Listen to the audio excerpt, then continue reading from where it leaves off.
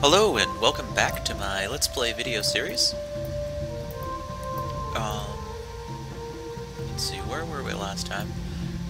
In case people are wondering what the general pace of the game is, I'm at about hour 7 and 38 minutes. So it actually takes quite a long time to get to where I am, which is pretty much the end game. I mean, if we look at the map,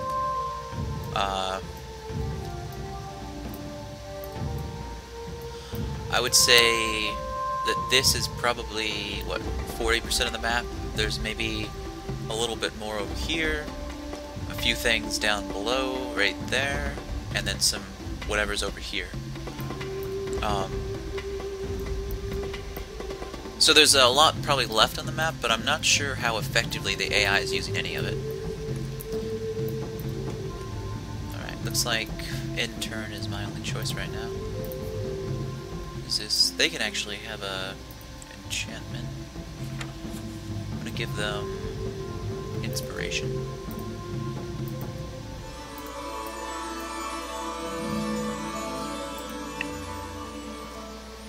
Inspiration, at least in .951, which is what I'm playing, is the be-all end-all of enchantments. It's +2 research per essence, which is an equal amount of essence as I can oh no, well, I can get 3 essence from town by building, or I can get 2 essence by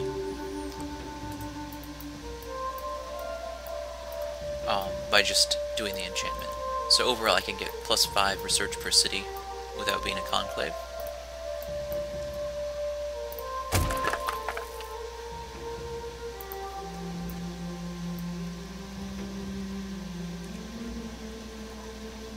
I'm going to start thinking about turning the Imperium into a level 5 city. Some good choices at level 5 for towns.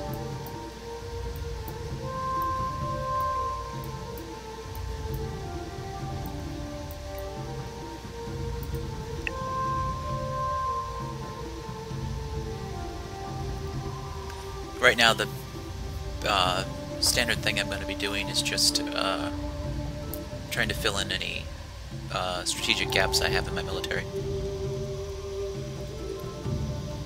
See, I don't understand this. Why would they go into an economic treaty with me? I mean, sure, it would give them a boost to their economy, but we're enemies. Like, we're hostile against each other. They shouldn't want any kind of treaty with me.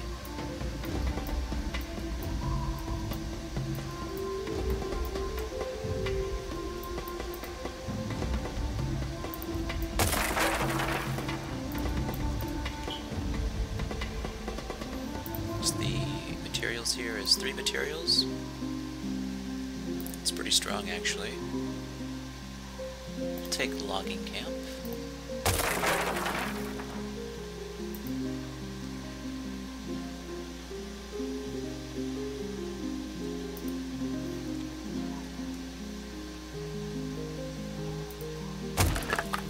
And then workshop. And after that, maybe a garden.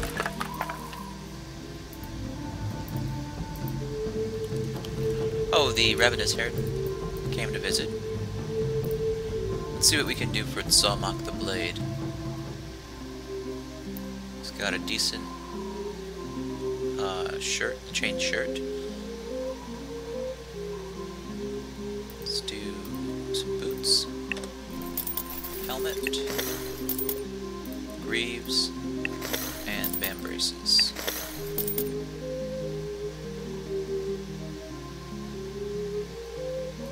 It's a lot stronger looking.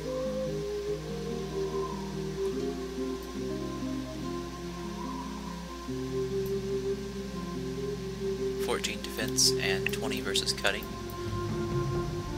Pretty good unit. It's nice to have Lord Relius with me though. He's a level 12 and he's got a restoration potion. Wow. But I can only have 7 units in an army right now.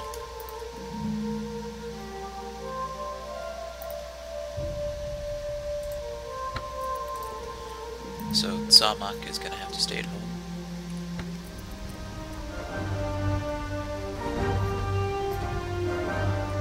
Oh, I should have outfitted Lord Relius. Oh well. Let's see what kind of spells he has.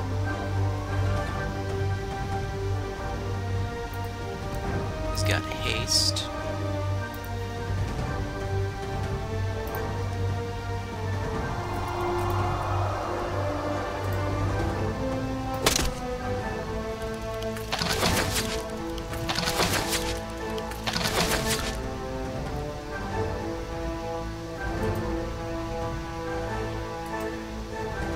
Can't tell I want to kill the largest Herodin first.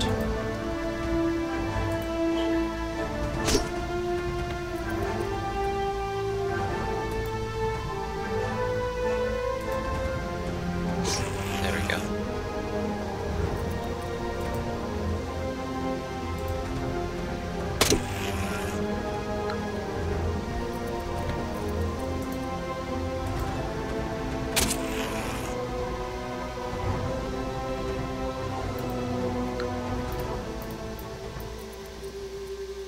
Not too difficult of a battle. Although, Lord Aurelius could probably use a shop. What does he have? Well, he's got a horse that's not equipped. He's using Belt of Precognition, which is not as good as his Amulet of Frost. So the Bear Pelt and the Spider Web. But I'm going to keep that Potion of Restoration. There's a funny running bug where the AI wants to buy lots and lots of leather greaves.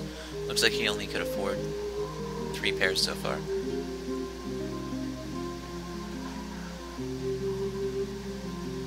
He's got the Scathclaw, which is a pretty decent longsword, I believe. I think it's a broadsword, actually.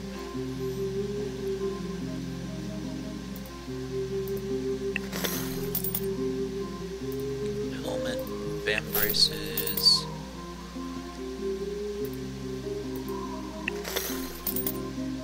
Breastpiece and boots.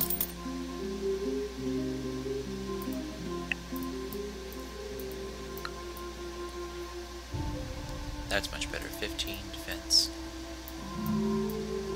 Did that say 75 damage for him? No, 29.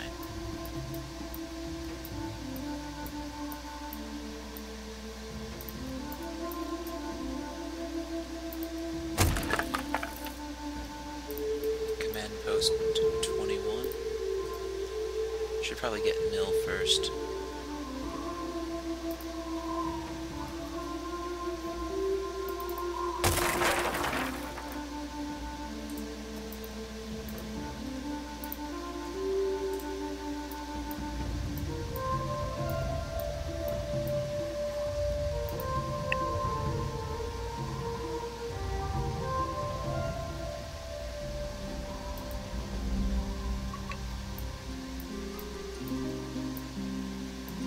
Only 40 turns to logistics.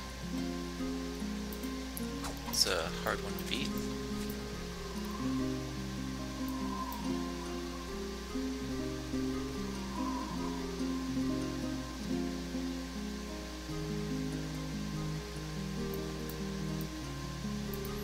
We'll get the standard mounted technologies first.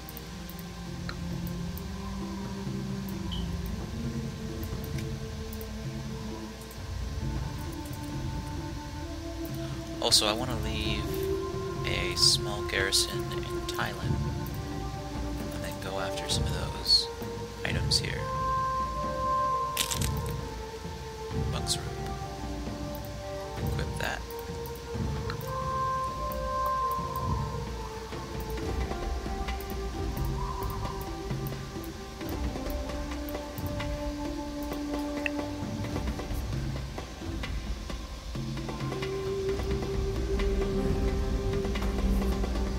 That was faster than I expected. So only 2 more turns for war granting. Avalon. Where's Avalon? Oh, here.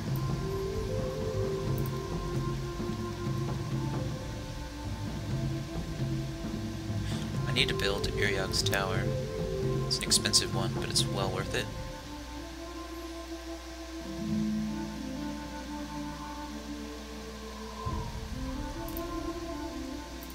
There's only one essence, so a lot of these conclave buildings are not as good as they could be.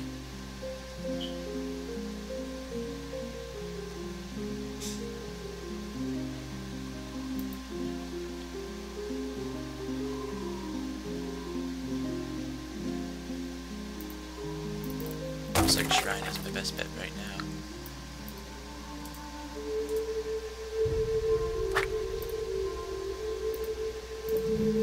Ice Spear.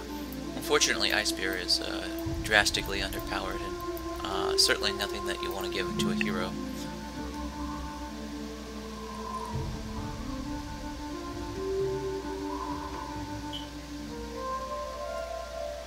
If you look at the tier of Boar Spear, it would make a lot of sense if it were at least as powerful as the Boar Spear.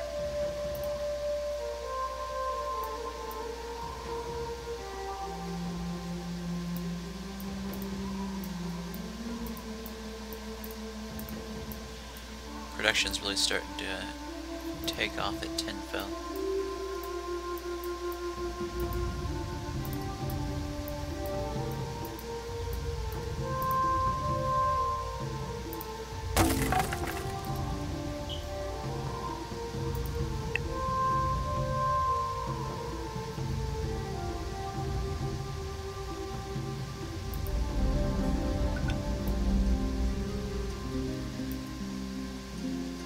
I still think longbows are not worth it.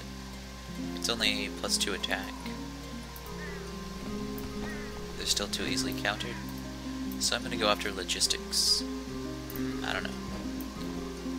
Might check out what Arcane Mastery has given me.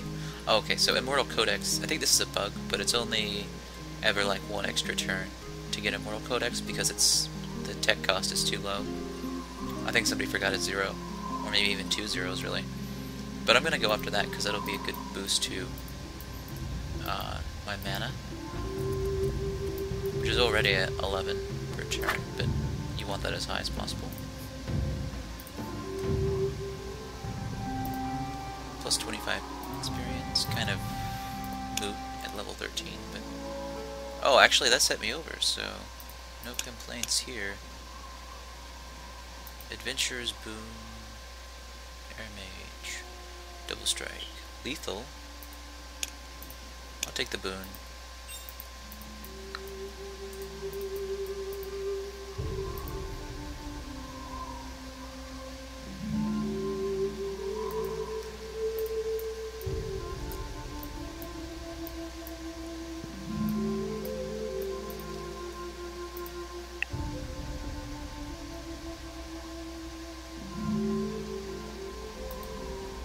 Alright, so there's my temple.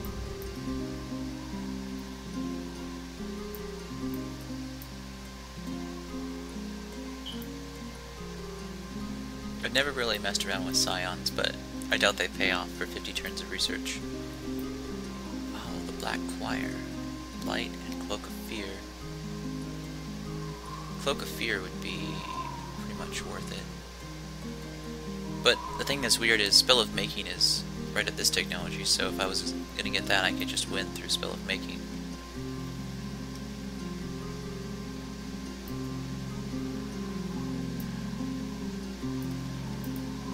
Yeah, I'm gonna go for the standard specialization, logistics. That's a pretty standard option for Magnar. You gotta get as many slaves as you can into each battle. Wow, look at that distance he's got now.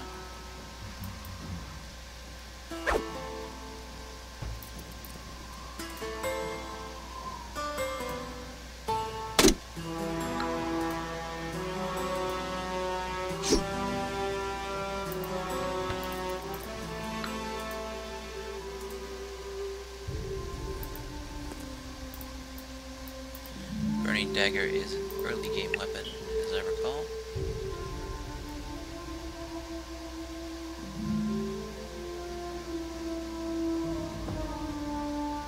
So this is a trick. I'm not going to take it.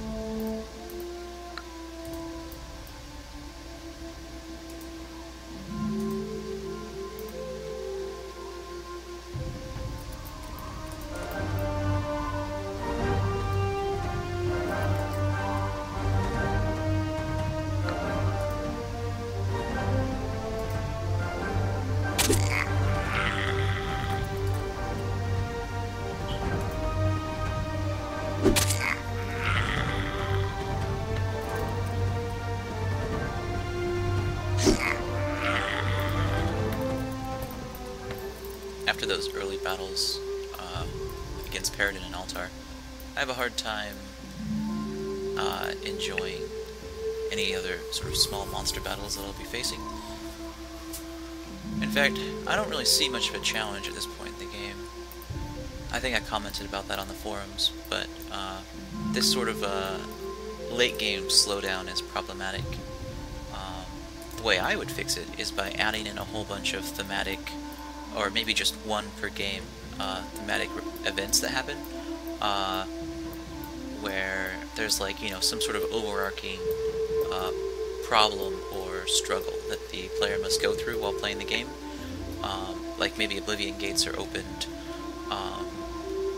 or a random faction is selected to be a war machine, sort of get like a bonus to production of trained units, to sort of make something else happen at this point in the game.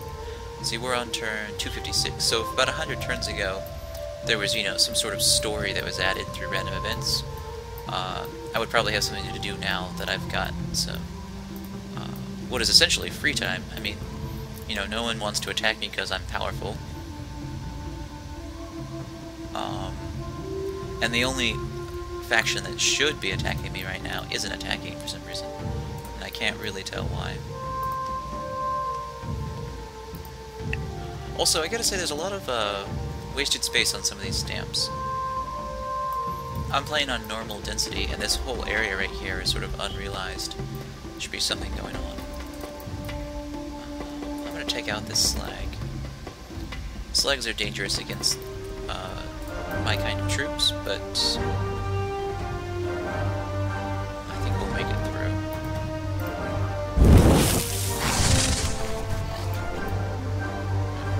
Getting the slowdown for the battles.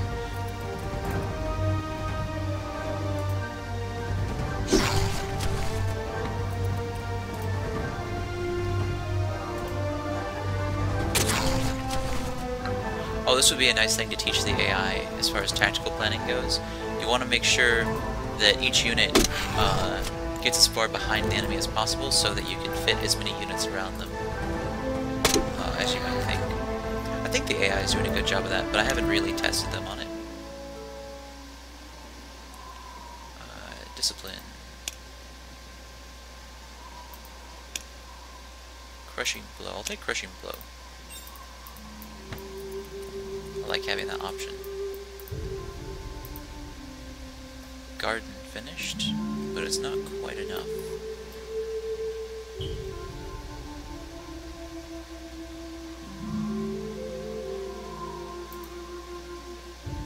Yard is +3 production. It's not quite enough either. What is my production level at? 0 unrest, so it's full potential. I'll take storehouse. Get that last little bit of food I need.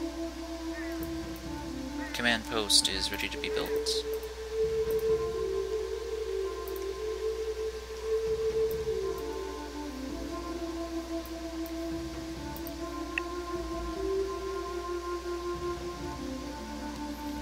Alright, so strategically thinking, there's no enemies left coming from that direction.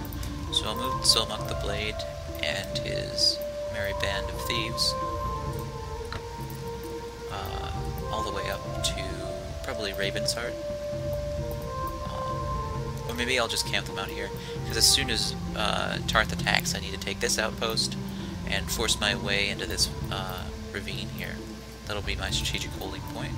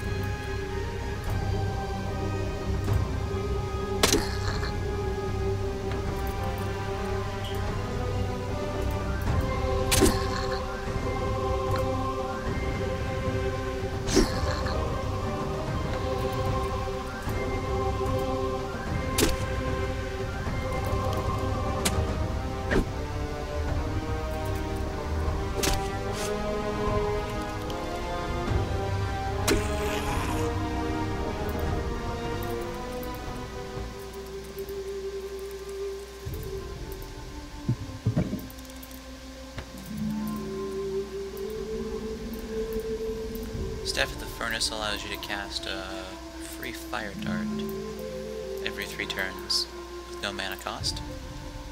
It's basically what free means in that situation. It's not really worth my time at this point. I'd rather have the decent sword in my hand.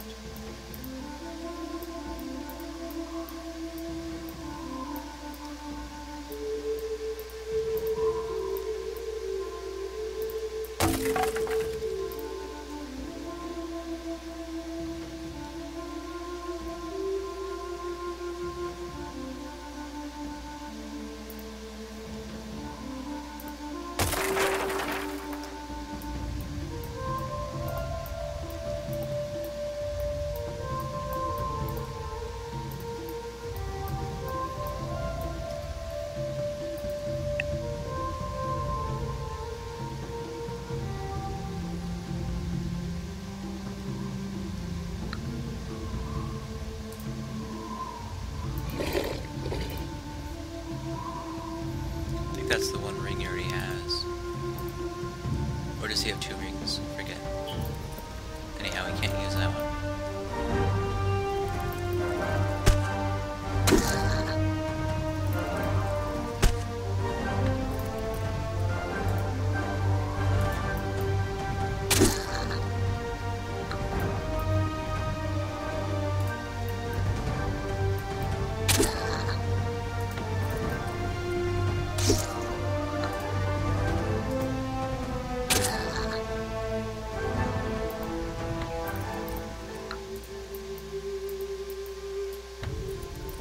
At least I've found a little sort of area with monsters to kill. I'll be able to level up my units there.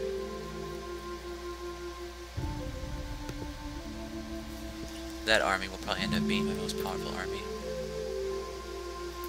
Barracks complete.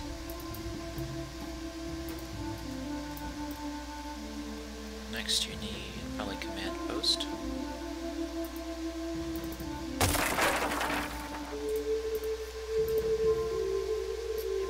Has the granary. Wow, still don't have enough food though. What's your growth per turn? 2.7?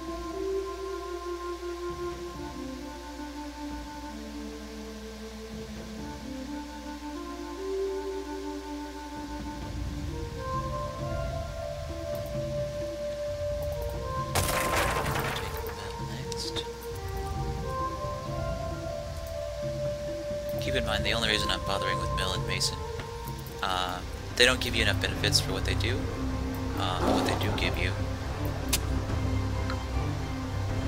Oh, he's immune to counterattack. For empires, they allow you to get the slave pen, which allows you to increase taxes to however high you want, and it won't ever affect your production. So that's worth it, but you have to kind of go through 2 somewhat unuseful buildings first. They're useful if you can...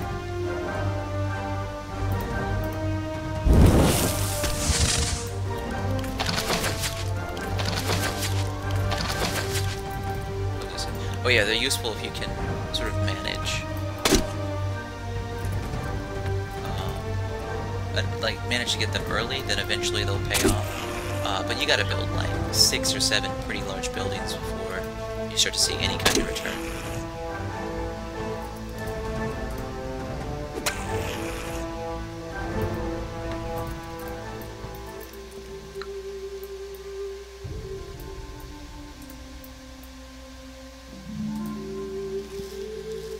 It's a good enough spot for them.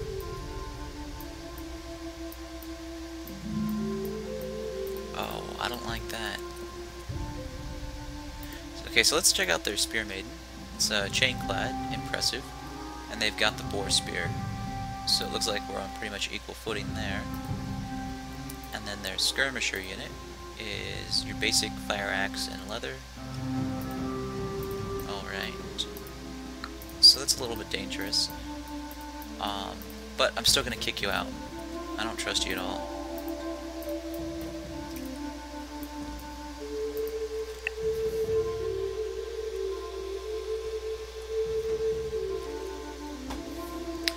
And they're back for a second go, so I will kick them out one more time.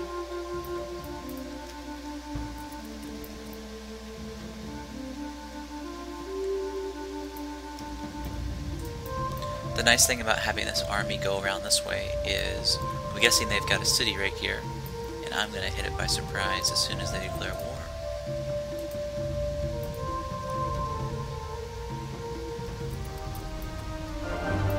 Not sure I want to send him out against all these bad guys.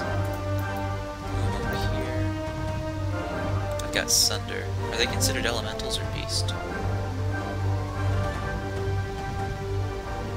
Anyhow, I'll just do haste.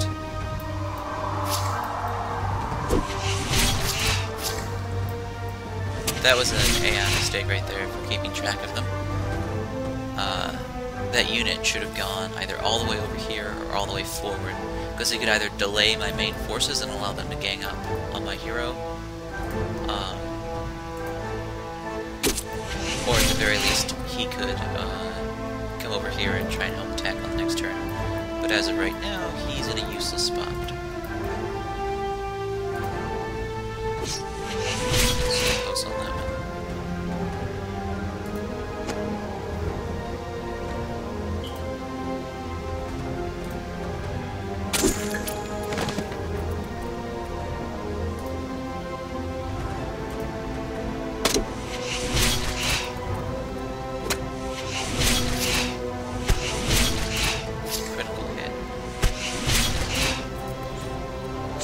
Ophidians don't use their special abilities. I don't see anything in the XML that determines how likely a monster is to use their special attack. So who knows what they're doing. Maybe their intelligence isn't high enough.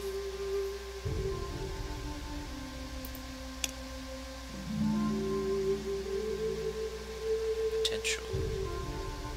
Quick. I'll take Air Mage. I'll have 2 air power eventually, as soon as I get Iriak's tower built. Now that I know that the enemy is going to be sending that troop through, I might as well move into Raven's Heart, or at least at this outpost, so I can have some response.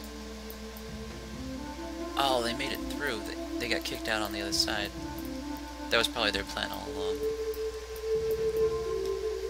I really like the mechanic where everyone has zone of control and you can kick people out, but it doesn't block you from actually going in the zone of control. That kind of mechanic would be terrible for gameplay. Because if someone doesn't like you, it's either declare war or don't go through their territory, and there's so many cases where you absolutely need to go through people's territory.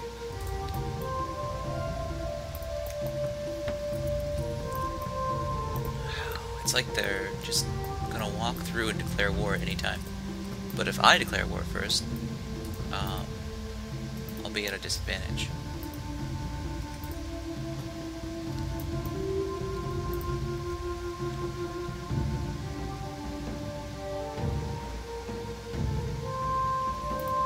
This place has pretty good production, so they'll take on Iriak's tower.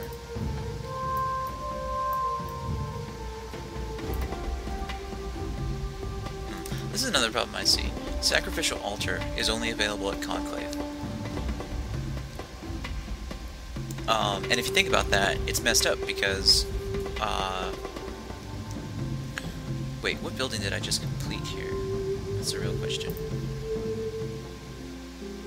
Conclave, Apiary Sage, Market, Herbalist, Workshop, School, Town Hall, Garden, Shrine. I think it was the Shrine that did it, but anyways, yeah, it was a building that I'm leveling up. That should be available everywhere. Because fortresses are the ones that are really going to want a sacrificial altar. And denying them that means that you have to set up at least one of your conclaves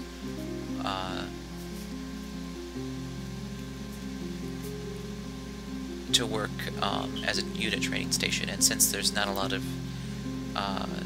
bonuses to that, it's going to be a bad choice overall.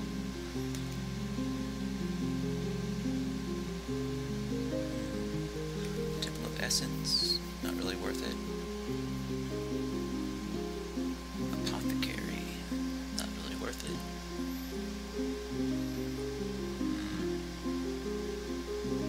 Not a lot of great choices here anymore.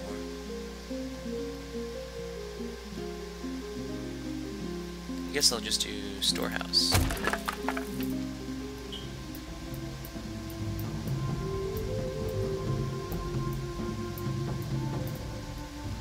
Can I rush by this? Yes. And then I want great mill though, and then lumberyard. Lumberyard. It's 4 turns. But it's only +1 production per material, so +3 material it would be negligible. It's like less than 3%? Bonus to production. Take a long time to pay off. What is happening over there? Attica has been guarded.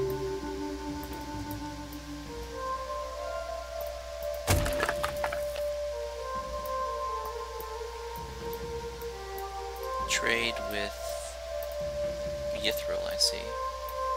So here, this gives me a little bit of a better idea of what the southern continent looks like. I'll bet this connects over here too. And that's where Yithril and Gildan have been fighting. Which means there may not be much past over here.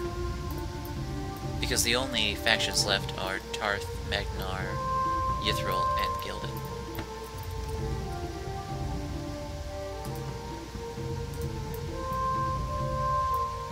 Oh, and Yithril expands all the way over here? Wow. I was not expecting this.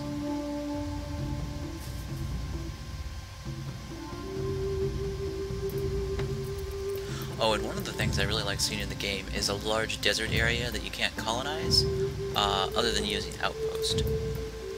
It gives a nice additional strategic flavor to the game, I think.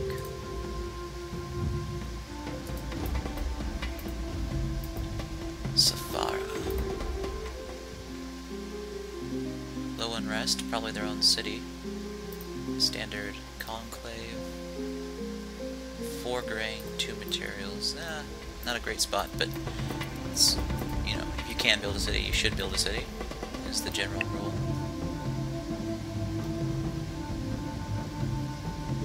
That fell dragon could be a problem. I don't think I can take on a fell dragon yet.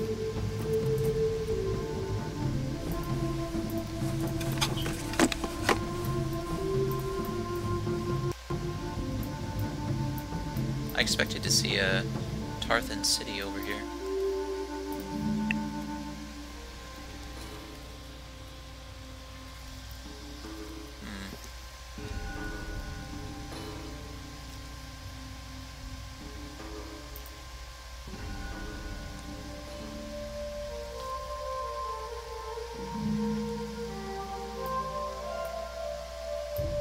Oh, I see what happened. I just met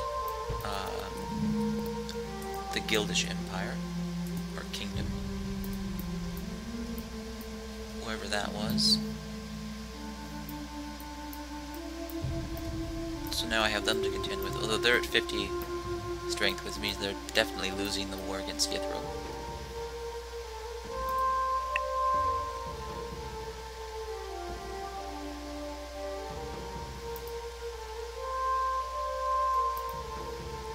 Some trolls.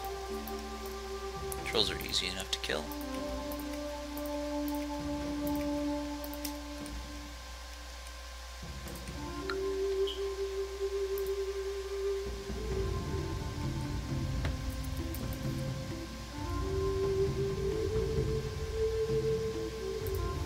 That city of Yithrin is going back and forth quite a bit.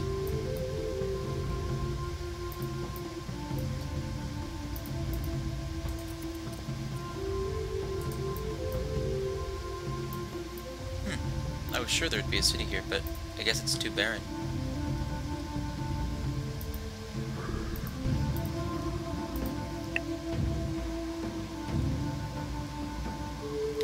My consulate is complete. That's +1 growth for the city. Although, now that I think about it, they don't have any food.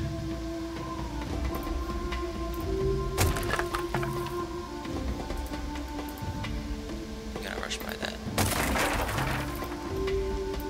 Go after storehouse right away.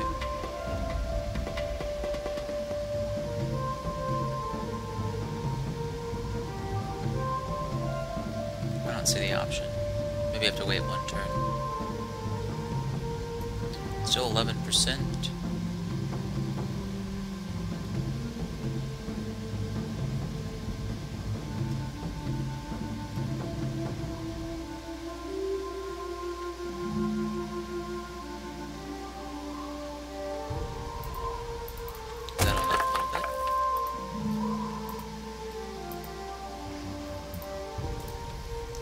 So, here's going to be a relatively interesting battle.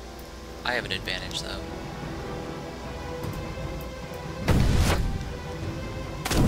I think that trolls are way underpowered using standard clubs. I mean, they really can't ever present a damaging threat. They do 14 attack with the club, but I think a mace makes more sense. Like, maybe even a stone mace, which is what a golem uses. But just something a little bit better. You could also increase their overall attack.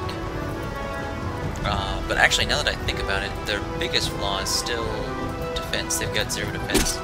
And I don't know if you've ever seen a troll, but they've got some really thick skin. And that thick skin should count as at least as good as regular leather armor. I mean, that's pretty much their natural defense.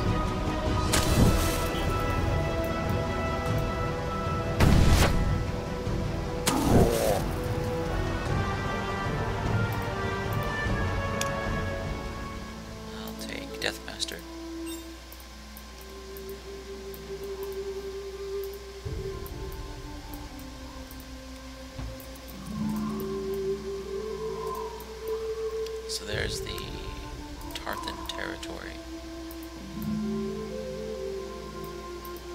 Oh, I want that clay quarry. Look at this.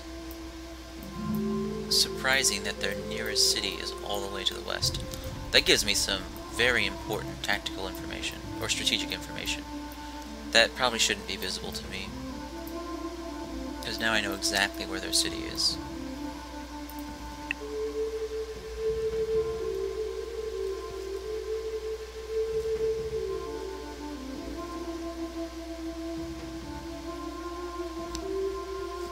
Oh, and I just thought of a few things that I could be doing to decrease my overall unrest.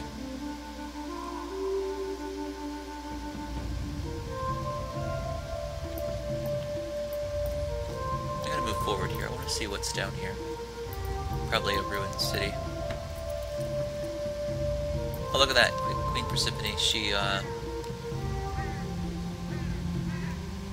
She surrendered, so she's supposed to be dead and out of the game, but she's still there, which is a bug.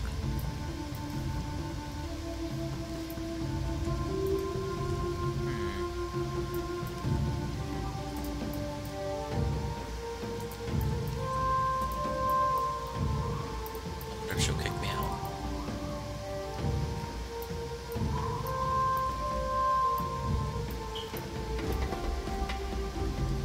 Look at the faction power go up. I'm not sure what's causing that, but it's a lot. 191. I'm really catching up to Tarth. I was 58 points behind not too long ago.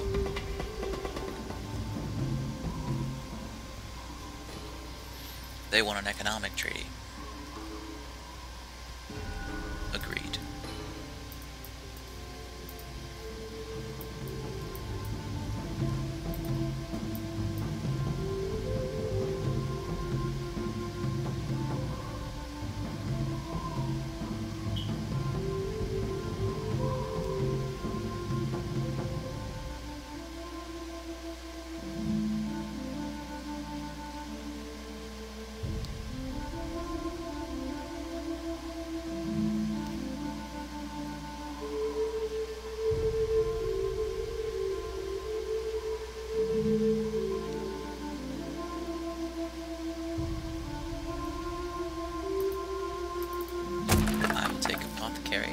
For that minor mana boost, there's not much else to do.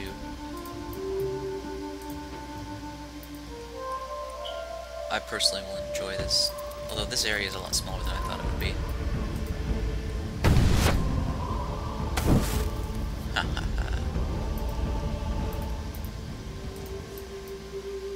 So I guess she just doesn't regenerate.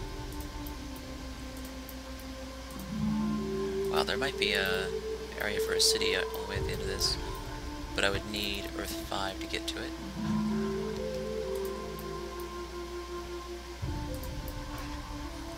And there's Gildish City. This might be Yithra. No, this is Timbrakat. So maybe the Gildan are to my southeast, and the Yithril are to my southwest. Not exactly how I thought things would go, but either way it doesn't matter.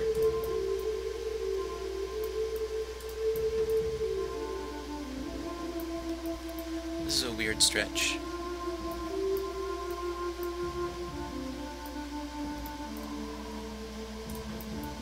I'm gonna continue south and see what's down there. I want another troll battle. These battles give you a lot of XP.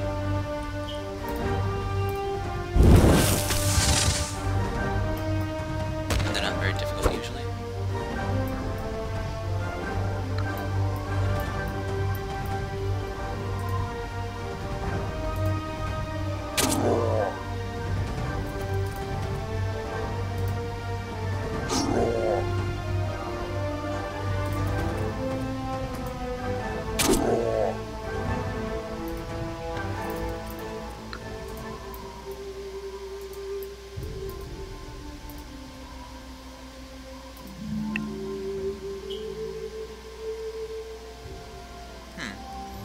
Avalon has leveled, so extra research when the city is idle.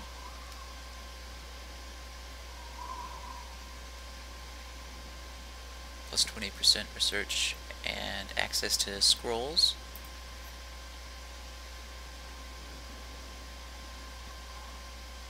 I kind of want the Blizzard scrolls,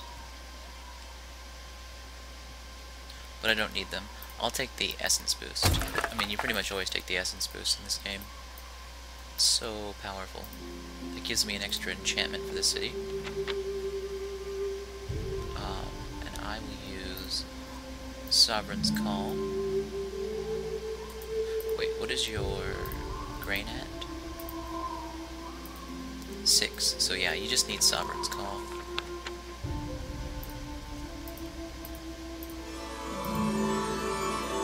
Doubled my growth. Wonderful.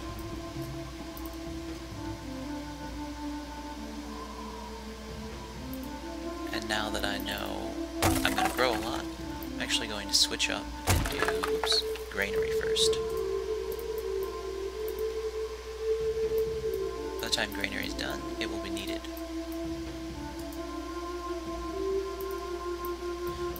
I almost just ought to go to war with Gildan and take this city. Looks like it's pretty powerful, right? Timbrakat, rank 2, materials 5, essence 1. It's a powerful city, but only probably because it has a clay pit.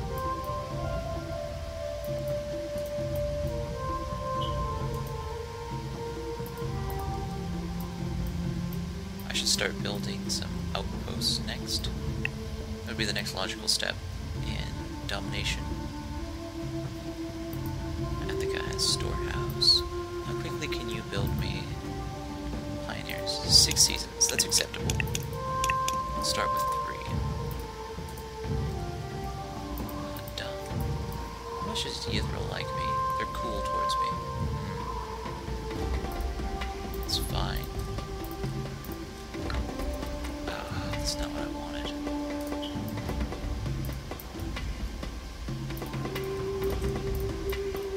Send this army to scout.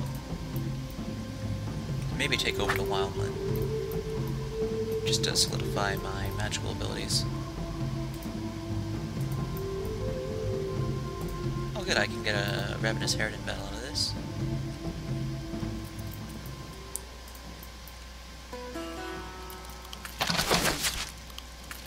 Oh.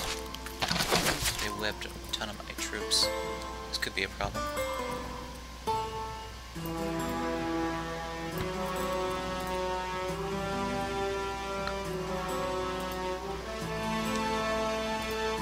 Oh, and I forgot to buy a map for him. Pretty big mistake.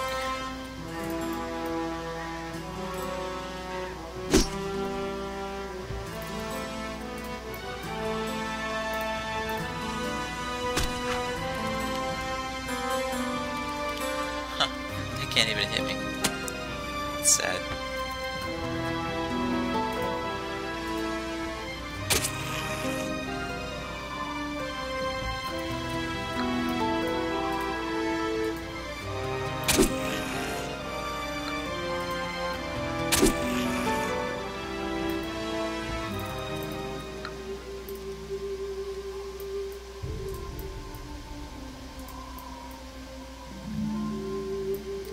So just an outpost here.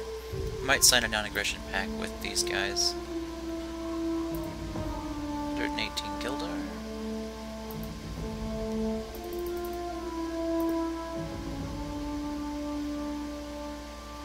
Wait, what?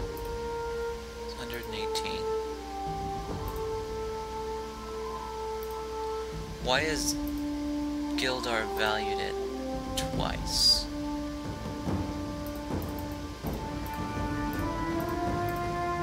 Maybe because they don't have a lot of Gildar, so they're less willing to give it out.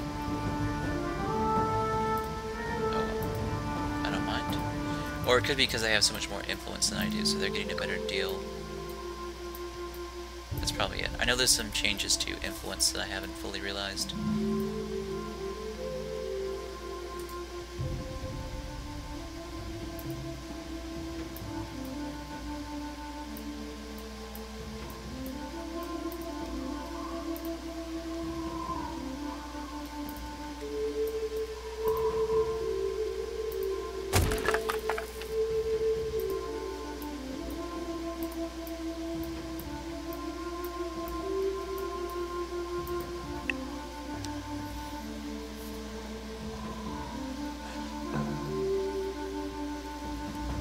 Wow, that trade caravan is doing a better job of exploring than all my armies. So that's Gildenshard there, Tanta Crete. Oh, so I was wrong again. The southwest was Gildan territory. The southeast was Yithril territory. And it looks like they've been warring for so long, they're just totally spread out. I could declare war on Gildan and just sweep right through now. All I need is to have one extra army in the northeast for protection. Because as soon as I declare war, I'm sure Tarth will declare war on me. So, easy choice. I'll send... This is a lot of area to cover for just one unit. I'll send them right about there. And then I'll just put maybe a scout or something up north. Imperium has their mill finished.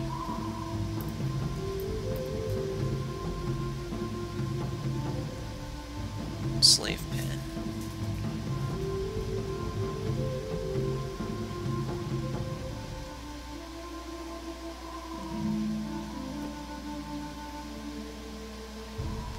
I guess they'll start doing some grocer benefits.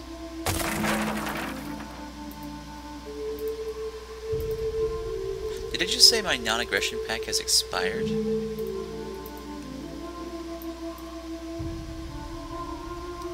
It's stupid if that's true.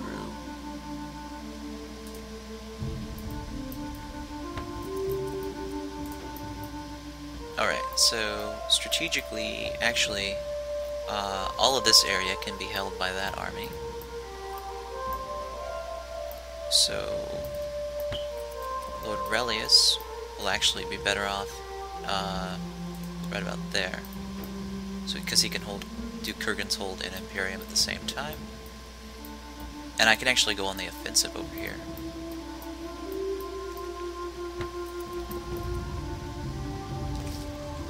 They'll just have to guard for now.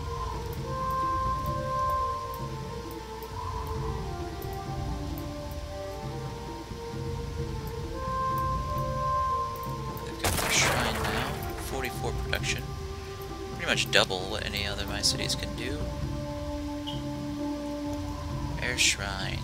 3 seasons, that'll be worth it.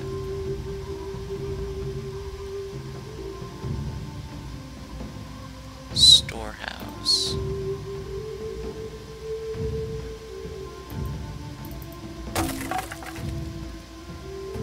Yeah, I want to make sure they get to level 3 so they can get +1 Ascens. Wow. So much exploration done. This is a huge map if you think about it. It's just there's a large sort of barren area over here. But I like that. It adds a lot of good flavor to the game.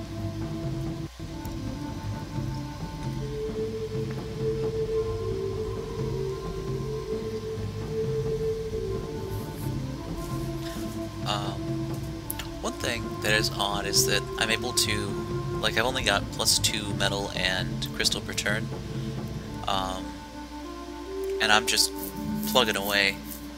I've got over 300 crystal, which means I've pretty much never used crystal for over 150 turns. Because I quite simply don't need it.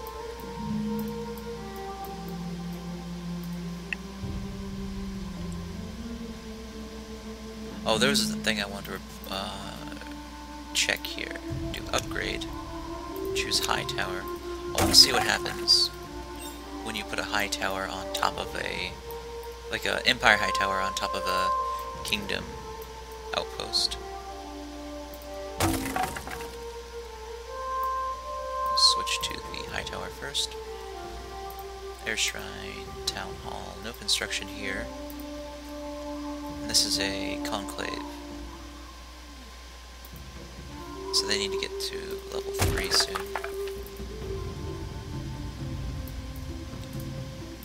Alright, am I ready yet? No.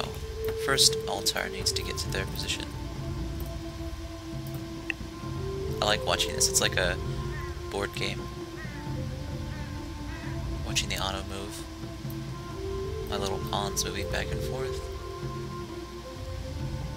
Yithril conquered Yithrin back. Okay, so they're probably about 1 turn away now.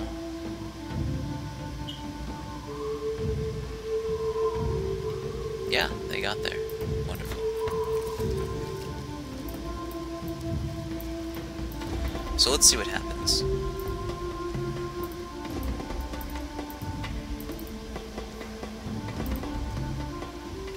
I declare war.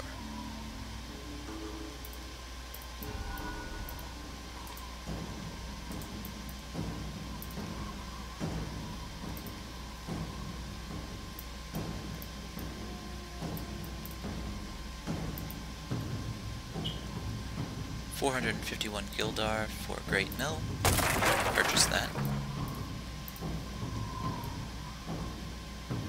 Lumberyard. Still not sure it's worth it. But anyhow, now they can train level 3 greater pawns. And that's all I ever want them to do. What do my taxes look like on Oppressive now? Wow, I can almost buy 1 slave per turn once I switch over to Oppressive. And I can do it from a specific area. Plus you could put all the other cities on idle, take advantage of the idle city bonuses.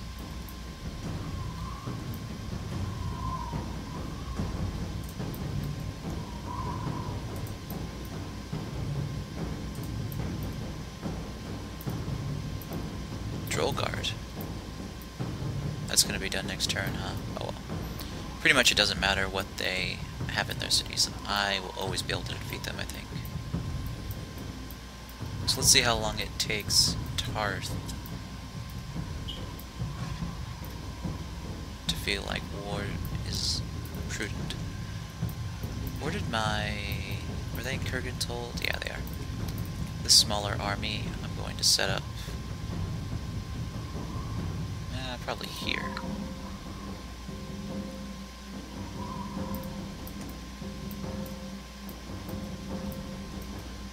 So they'll take this outpost and these outposts and then set up a defensive post here. And then I'll take Timbercot and sweep up any other outposts over there. And this game should be over rather soon.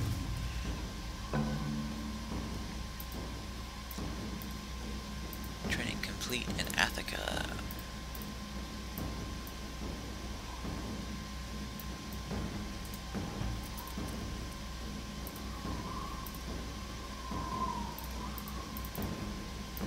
Are you serious? Okay, so I have to do this game again. You can't.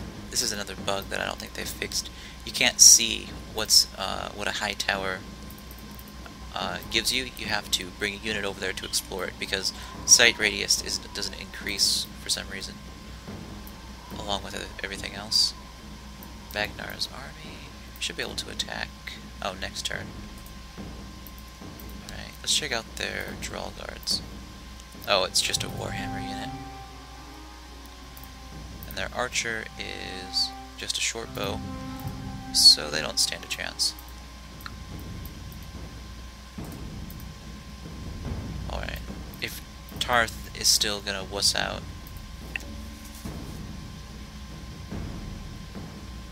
Oh, see there now, it's in my territory. You're fine. Imperium needs something to build. What's their... Yeah, they're not going to get very good growth bonuses. Actually, I should build a consulate next. I don't know why I didn't think of that before. Consulate here. Done. Consulate here. Whoops. Last one needs to be cancelled, probably. Yeah, no reason for an abbey. Alright. And can I rush by this for 425? Oh, wait. 16 turns is appropriate for +1 growth, I guess. But I don't like that you can get infinite growth using that means. Okay. So they were able to get quite a lot of power before I actually attacked. But I do not believe it will matter. But I do like that the AI is smart enough to rush by things. It makes sense that they would want to do that. I would do that after all. Because even just taking down one of these units would be a good slowdown to my rampage. It's about to happen. Oh, I should have put that unit there. Oh, actually it won't matter now.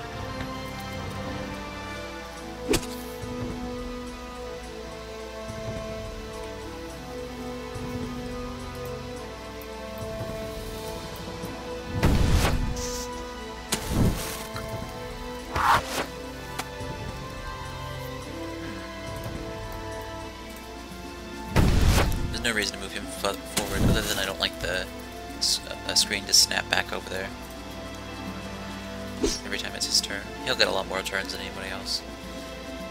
In fact, he'll get 50% more turns.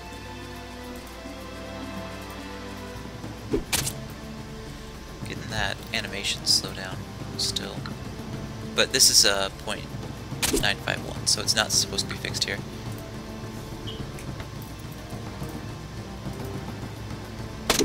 I heard from some people that .952 might be a little more crashy than this version. Hope not.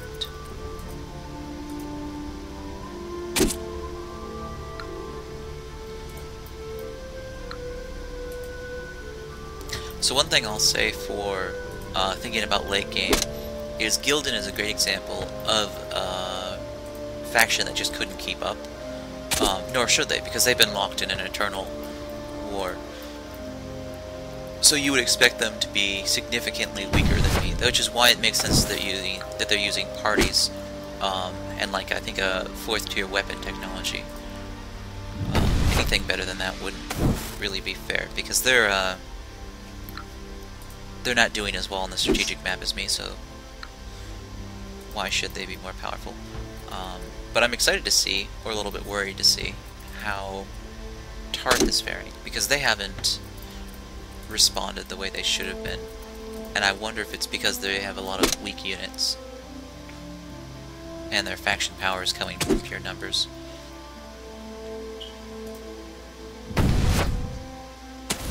That's usually the case, but not always.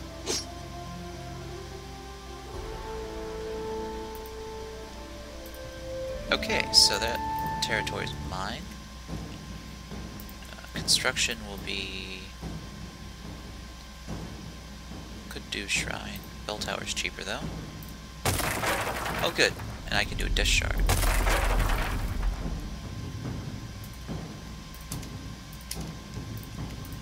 I think I can get to that outpost too. Yep. Wonderful. Now I just need to warpath my way south. Nearby Earth Shard. No, actually I can't get to it. It shows up. That's the other frustrating thing for players is I can see that it's in my territory, and then it even notifies me this is in your territory. But you can't see it, so you can't build on it. Very bothersome.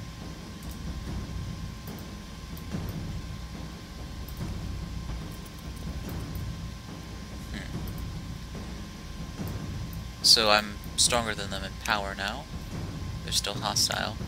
I wonder why the hell they haven't attacked me. I declare war. If you're gonna make me do it, you cowards.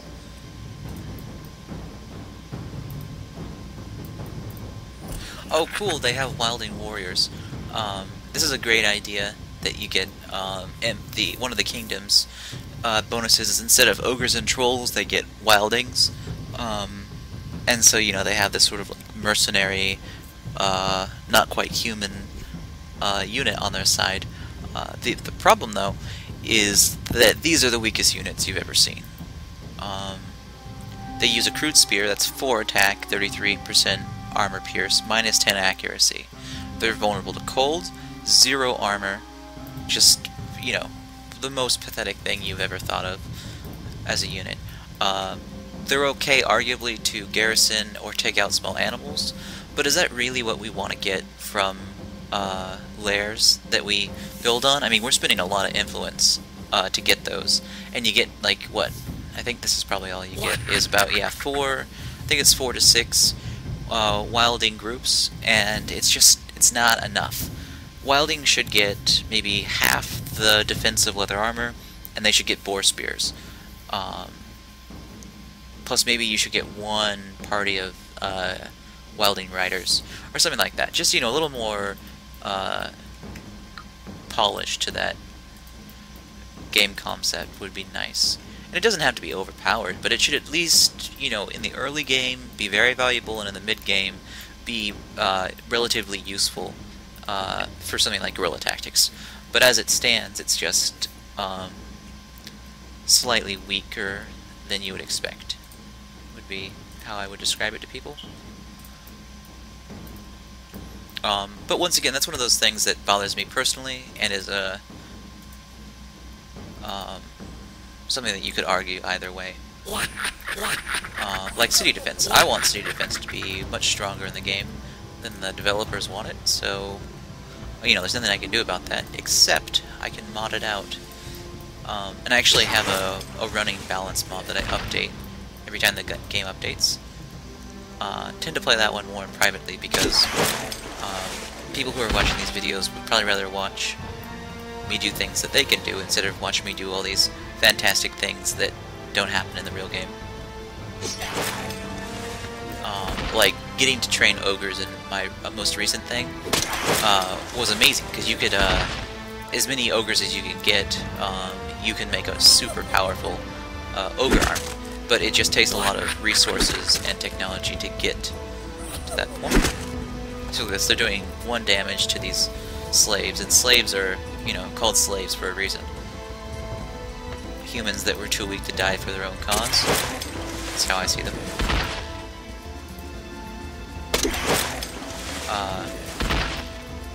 So I would like a little more power with them. But yeah, actually what I described about how I think wilding should be is how I set up wildings. And it's a lot of fun to use them, because they look so cool. They've got those little skull caps on. And it's nice to supplement your forces with a specific unit like that.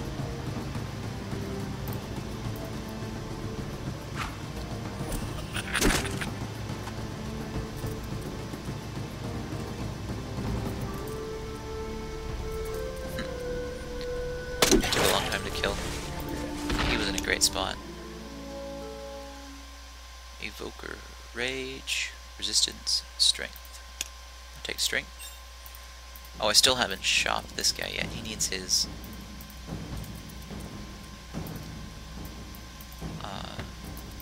mount. Alright, so where is this resource going? Going over to Iriog. No, okay, that's their resource. It's probably going over to Imperium. I wish I could get it to go where I wanted. I mean, it's almost equidistant to there. But that would, I mean, humans would game that so much if you could, so that's probably why it's not like that. What do we have here? Horses. Set up an outpost. Take the gold deposit. Take the horses.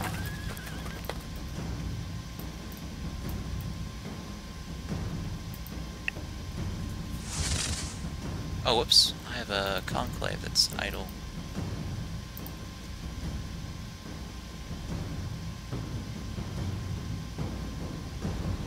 Production is 15, this would be 18. It's not really gonna help, is it?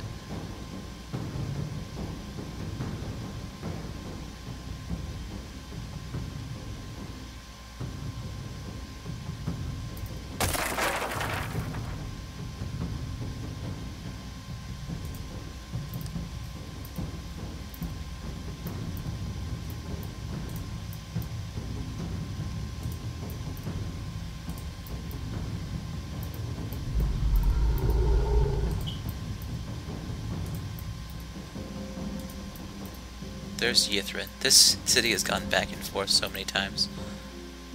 It's only a 3-3 fortress, so that's kind of funny. Oh, what have we here? Scouts army, Apprentice Bow's army, Scouts army. So we'll go there, switch over the territory, and then attack the Scouts army. This will be an interesting series of battles because, as you can tell, Tarth has gotten pretty good about switching over to chainmail. So how will that play out against my slave armies? Well, for one thing, I noticed they don't happen to have any mages. So I might just cast Pandemonium, which will obliterate them. Okay, so I'm going to take out their weak horsemen first. And then we'll see how we do against their stronger horsemen. This is 50 wowzers. Let's check out this unit. Horsemen wearing chainmail, using a flame axe and a kite shield. That's 50 defense, 74 against cutting. And then I divide that, or I take away, what, 50%? So they've got 25 armor against my attack. I'm still effective, because I'm using an armor-piercing unit, but really that's just a lucky counter. Normally chain means you dominate. Another problem that the AI seems to have is they never build groups of horsemen, probably because the resource is so expensive. You only ever see them build or train parties of horsemen. I wonder why. See, there's Pandemonium. Everyone got weakened, some people got killed, some people got dazed. Just basically throws all of their units into disorder. Wow, that scout really held up. Was not expecting that. I'm gonna take out their archers. Archers aren't too much of a threat, but I need to get that unit out of here. Bring in the other ones. Another thing I should think about is what level is this unit? He's level 1. Okay, so that's a problem. First of all, they didn't build that unit at a fortress. Big no-no. Second of all, at this late stage in the game, there should be some way to ensure the AI has at least level 4 to 5 units in play. Not level 1. Because that's really where my advantage is coming from right now.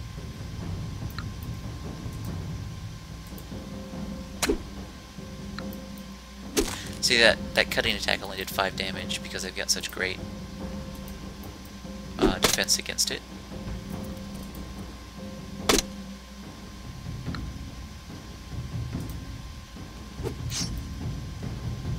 These are the hardiest scouts I've ever had to fight. It's funny. Must be like a level 3 or 4 scout. Somehow that happened. I suppose my other advantage is that I'm using magic. I used that pandemonium because I was worried about the battle. I don't think I really needed to in the long run.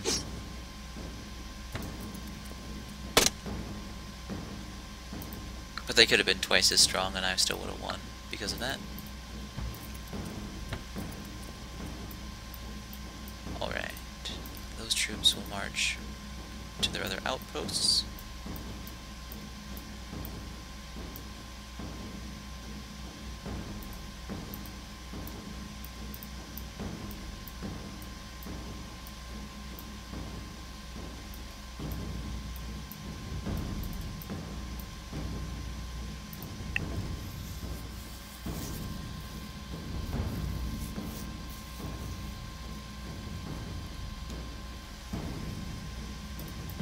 Magnar. Oh yeah, he's getting ready to do it.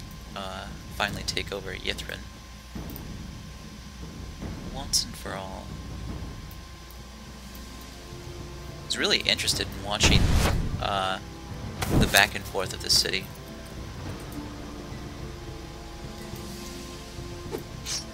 I wonder if that's something that we'll see a lot. If the AI is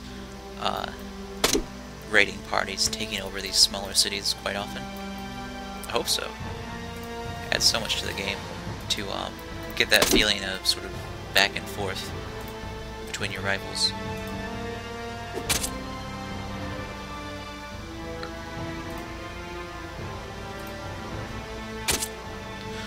Actually, I had a lot of great back and forth in this play experience, more so than I remember getting in a lot of other versions. But it kind of is a bad overall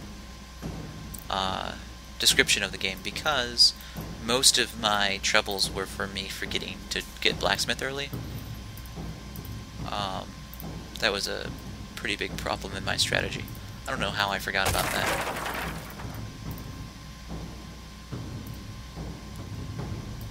Tinfell Storehouse. So they're gonna level while Lord Markin.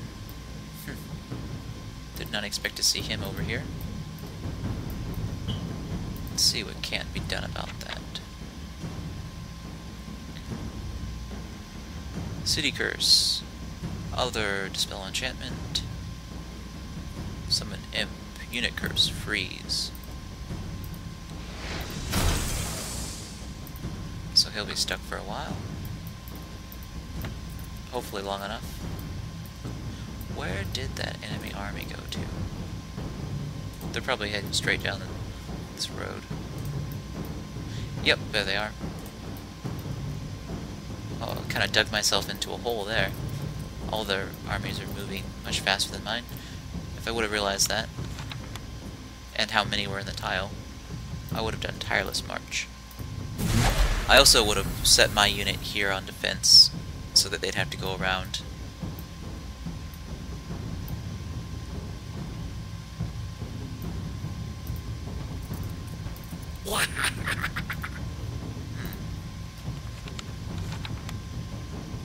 Put myself in a big sort of problem here.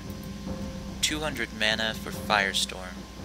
How do I not have any fire shards? That was bad planning. 10 fire damage plus 10 per fire shard. 8 fire damage.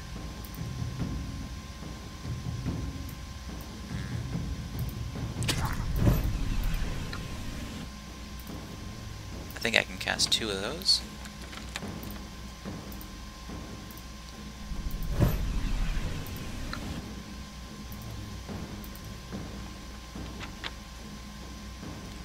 Tidal Wave. Oh, this is that spell. Okay, this is supposed to be one of the coolest spells in the game. Watch this. Oh man, that's so awesome. That's some Lord of the Rings shit right there. Oh, that was great. Looks like it damaged these guys a little bit too. But pretty much, those guys have been wrecked. Did it hurt me? Yeah, it hurt me a little bit too. So that's... I guess it hits this whole area. Don't have any more of those. And that was a lot of my mana, but overall, I think it'll pay off. I'm gonna rush by this Pioneer and make sure I don't waste all the time I spent training her. Alright, where is the nearest fire shard? That's the real question. That looks like iron. That's crystal. There's an air shard.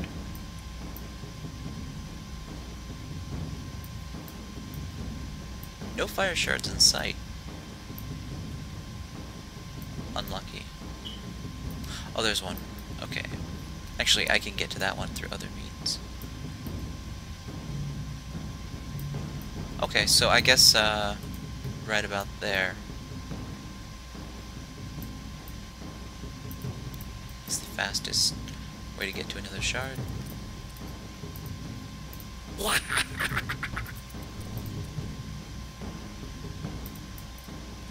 He's only got one move, so he'll go there. I can move back into Timbercon in time, I think. Although, just to make sure, I'm going to cast Tireless March on all my units now. It's foolish not to do so before.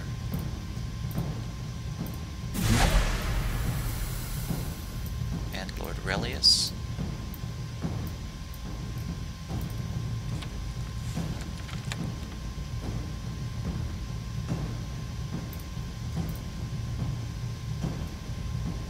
Oh, I already have it on him. So I'm a little bit smart at least. Okay, so he's gonna go down here. I'll probably need him for backup. Hope they don't have a side army going anywhere else.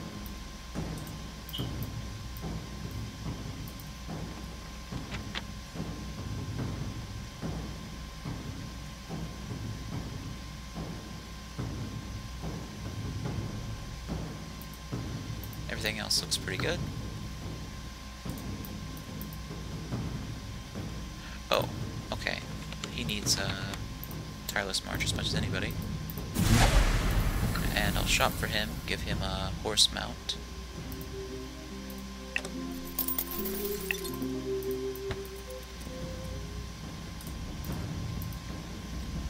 Alright, let's go to map view. So the endgame is a little more interesting. There was just like a lull there between wars where I had to regroup. Not that I wasn't doing anything though, I had some more exploration to have happen. Auto-resolve this. I don't see me doing very well. Yeah. Oh, you know what? That was a smart thing for them to do because, yeah. Now I have to go all the way through that forest to get back to them. But that's why I brought a reserve army.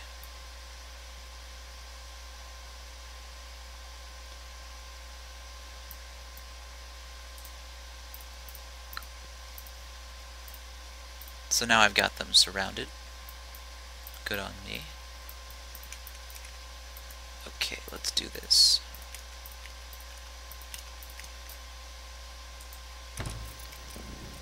Fortunately, the Tireless March won't affect the army until next turn.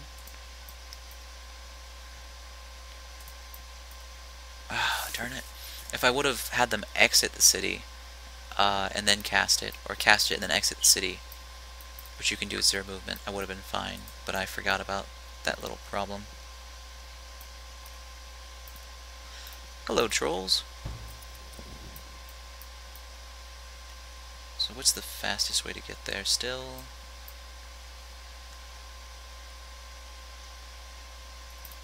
Do that. They need an upgrade here for high tower. Oops.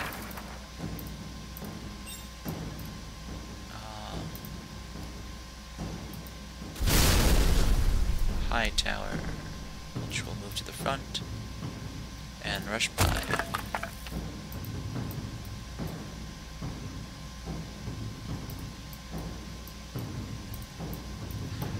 Oh, actually, has she moved through this territory yet? No, good. I want her to scout. Oh, she won't make it.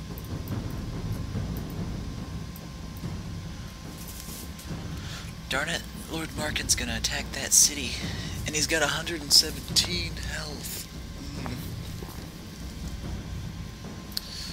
Don't think there's anything I can do about it.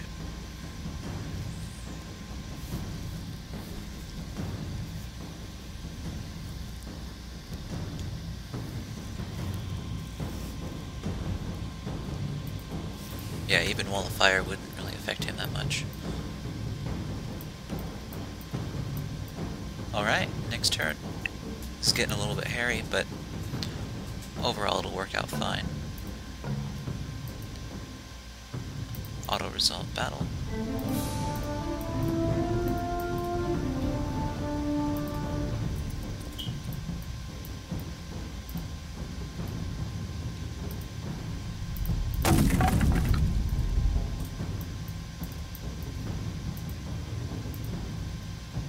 Greater Pond completed.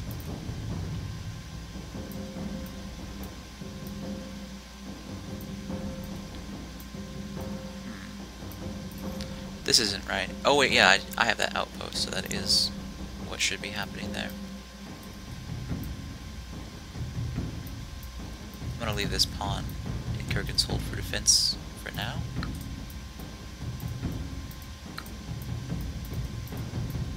Yeah, I expect that city stacked. But I can still take out the weaker troops here.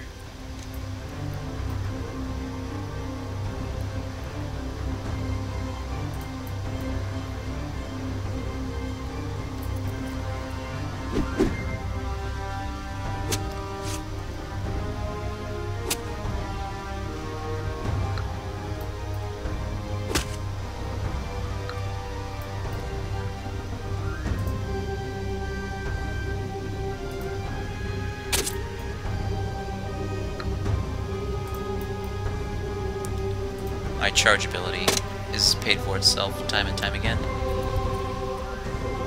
Look at that, I get all the way to the back line. Hit their archers. Their apprentice bow is a unit of my design, and it's very strong as far as armor. Although I'm not sure that it has enough initiative to be competitive. Initiative's 12. Damage is only 10. So it's a little bit of a problem, really. But considering how often I attack their archers, maybe that chainmail is necessary. I wouldn't keep them in anything other than leather, though, personally. Which is how I designed the unit, by the way. It was originally a leather-only unit. The AI decided to upgrade it to chainmail.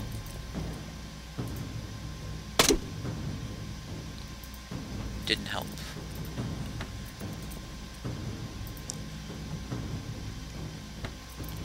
They got lucky that they're fighting this battle in a forest, because it reduces the amount of times that I can attack this turn. They might actually get past me.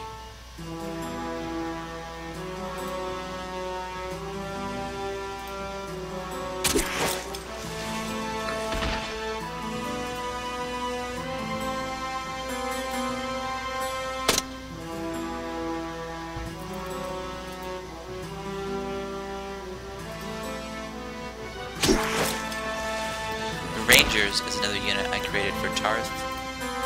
It's a really strong magical unit. Light armor. Overall, just a wonderful choice for the AI to use.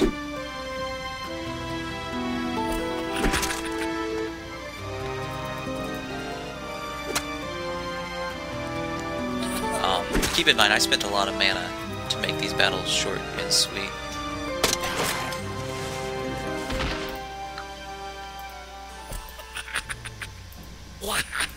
Still got a lot of stuff happening there. I have to...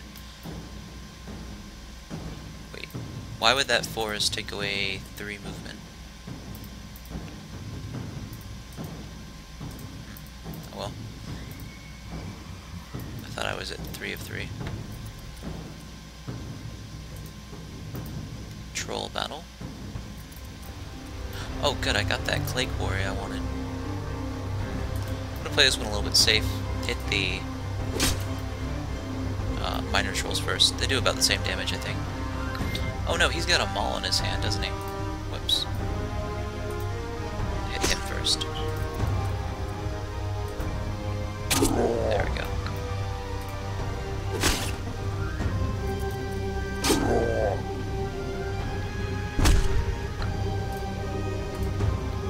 It's just the normal trolls, I guess, that are difficult, or that are too easy.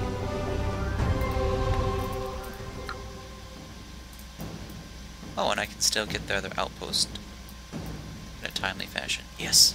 That's wonderful news. Now I have the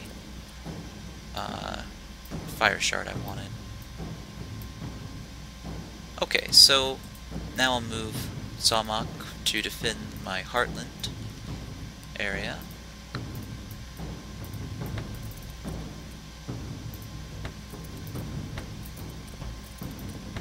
It's the only unit in my territory, so that's something at least.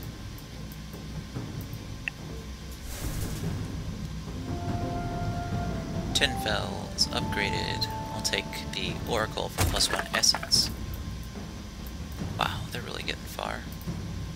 And then I'll take Sovereign's Call for +2 growth.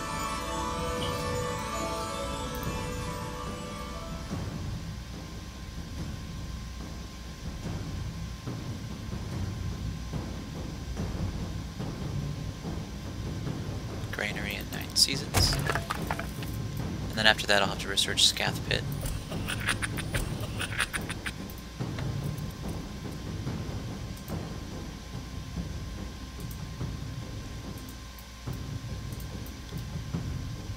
Fortunate to have enough turns here.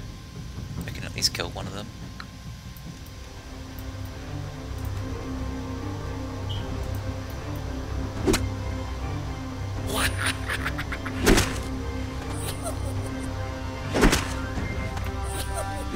So they actually have a lot of wilding warriors. Maybe you get more than I thought.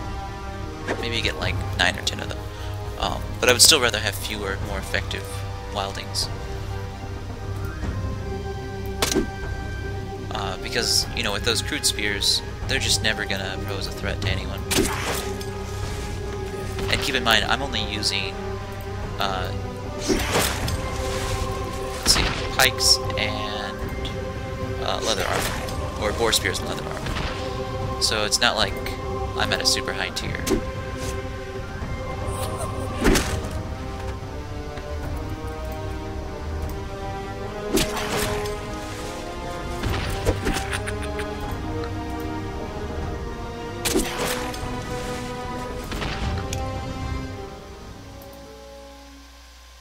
Airmaster. Yeah, Airmaster's gonna be good for me. It'll give me Cloudwalk, a great defensive technology.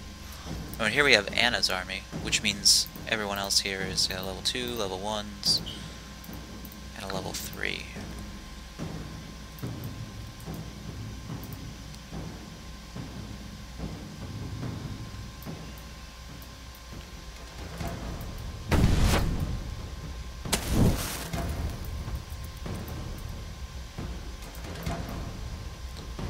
See how this goes against Mark, and it's going to take forever to get his health down.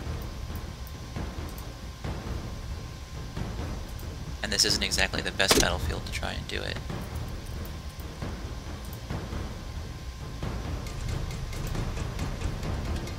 There was a good hit.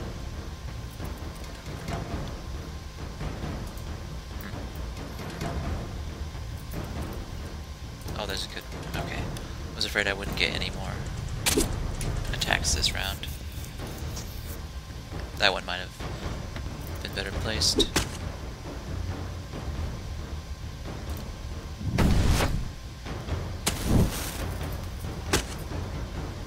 Wow, bash attack. If he keeps on doing that, I could be in serious trouble.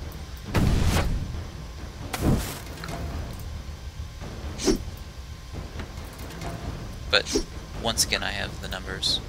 You shouldn't send Lord Markinoff by himself, except that they're playing as a weak faction, so it makes sense. They pretty much only have their sovereign. So that's what they use.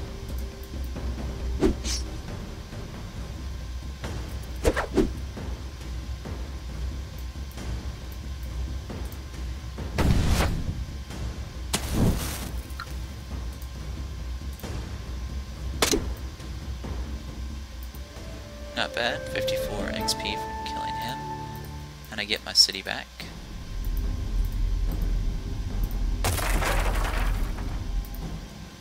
He cancelled my bell tower. All the crappy things to do. Alright. Ooh, I don't know if I can take this city now. They might have a superior force. Let's see what's in here. Nisgach, the stone cutter. Oh, they changed his name. Now it's Negach, the stone cutter. 2 horsemen, 1 Magnar, Lady Irene, a defender, 2 more horsemen, and a familiar. So they've got some pretty extreme spell power. A very strong Lady Irene. Look at that. Skola's mace. Wow. If you can't tell right now, I'm scared.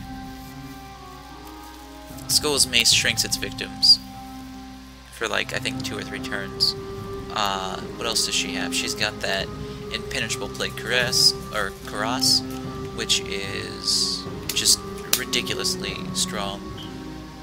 Chain vamp, braces, chain greaves, and a kite shield. She is powerful, and she's got higher initiative than all my units. Wow. There's nothing doing for attacking Attica right now.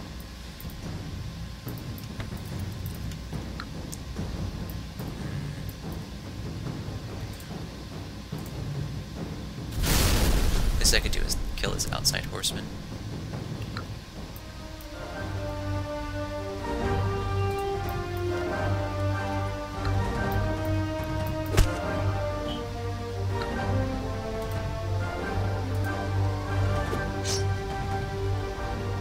A strong horseman. He's got 132 HP.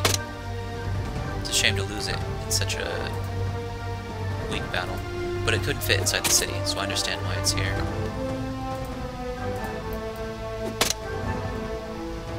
It's just a shame.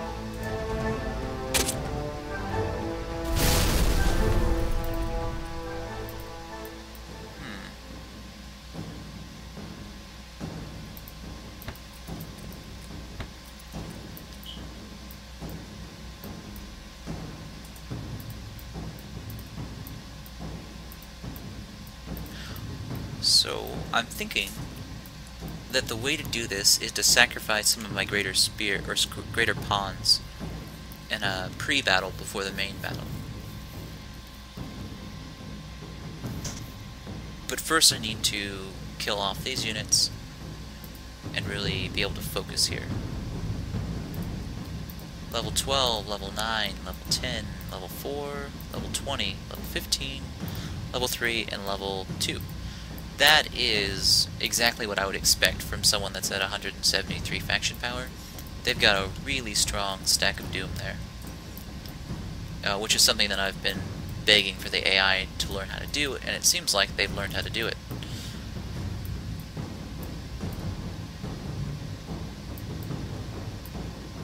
Color me impressed. So this is weird. I have economics, don't I?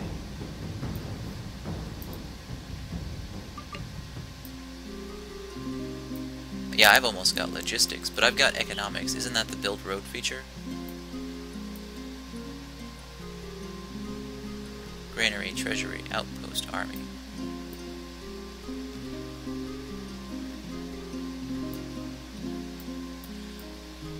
Perhaps I've taken it outside of the tech tree.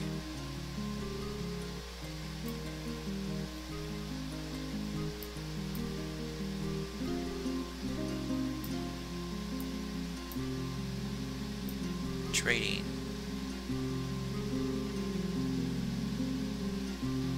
Builds roads between cities.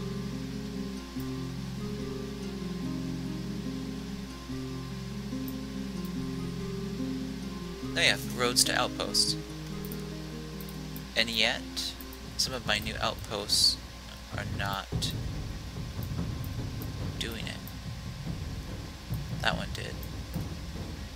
All the ones that I capture aren't getting roads built to them. That's too bad. Oh, I want to make sure that unit doesn't get too far away.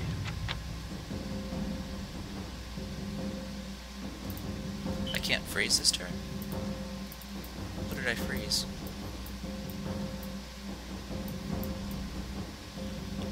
Anyhow.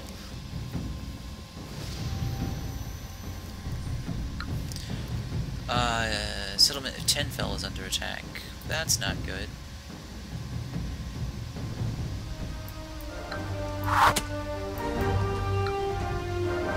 I have 3 bowmen here. Wait, no. 1, 2, 3. Yeah, 3 of them. Crap.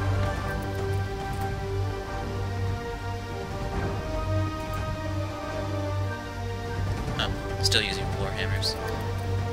Should probably tech up some of those defenses.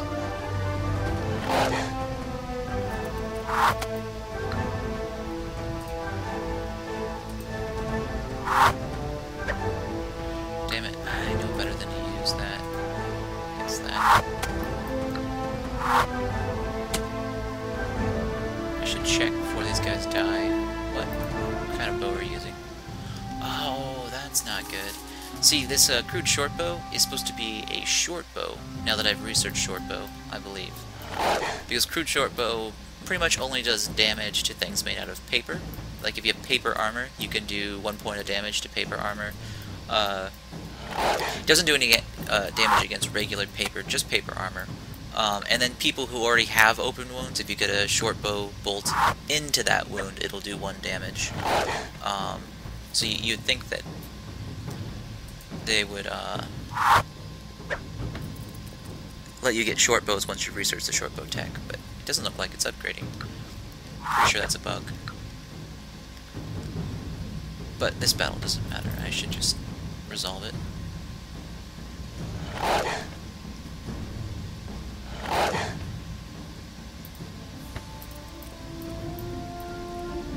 This is turning out to be a very interesting endgame. I hope that my unrest level doesn't go back up because of this loss. You know, because this is technically a Paradigm city, so anytime that I take it over, the unrest might go back up to 50%.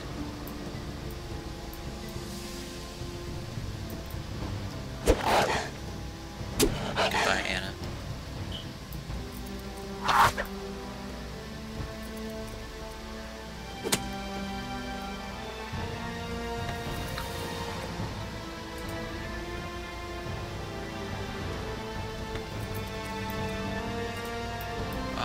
Missed an opportunity to attack there. Oops. Irrelevant now.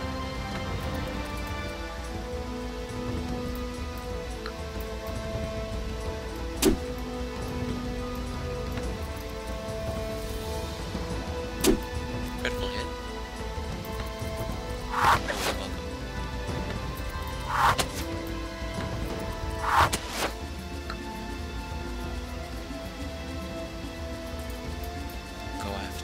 The city militia. Looks like they've got a pretty strong weapon in their hands. It's like a banishing mace.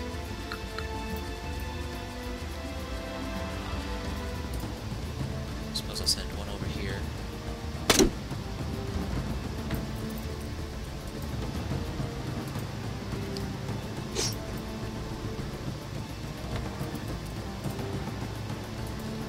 It's nice to get free movement from Tireless March.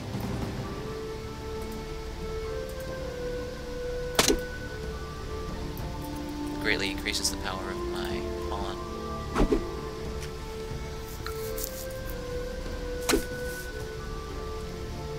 And these crude shortbow militia are just so sad.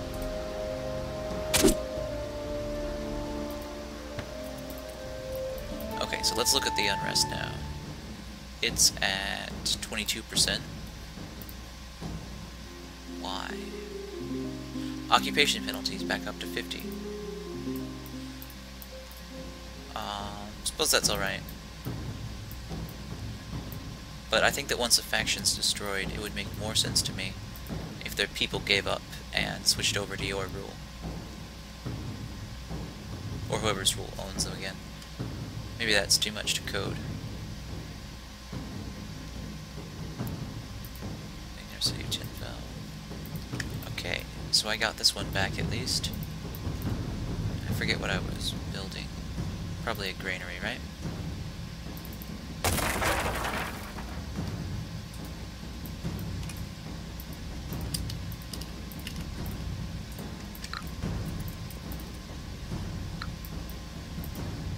And what's going on here? Huh, they're familiars outside the city, and so is Lady Tarth.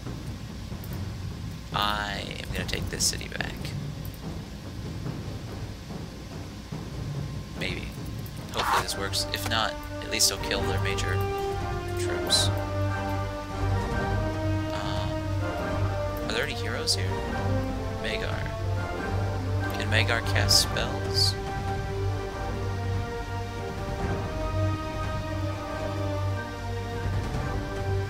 About this one. Yeah, he has counterspell, which means no pandemonium. I'll just defend.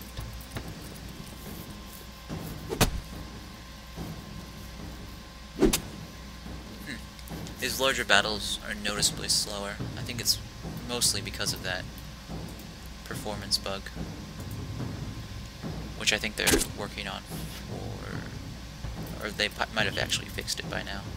I forget what the 0.952 changelog said, but it was a known issue in even 0.95, I think.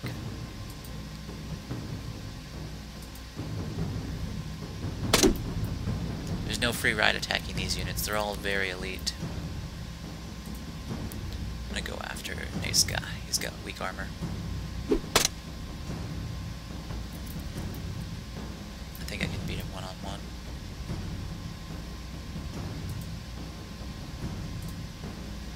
But I might make it 2-on-1 because I'm evil. Horsemen, 43 of 48. No, I'll hit them.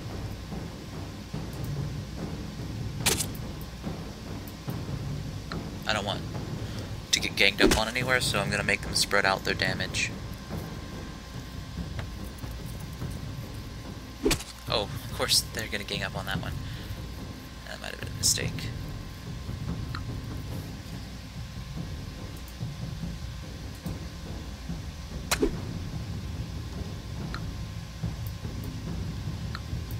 Securing dodge might be a problem if they've got too much dodge now. But that's why I don't use ranged attacks.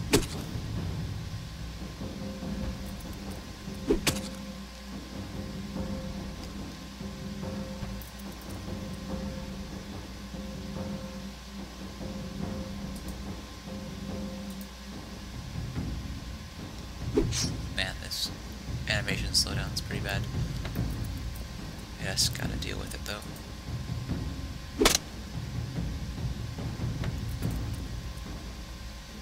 There's some good hits. Wow, that unit's got a ton of HP though. I'll move here and focus on these ones.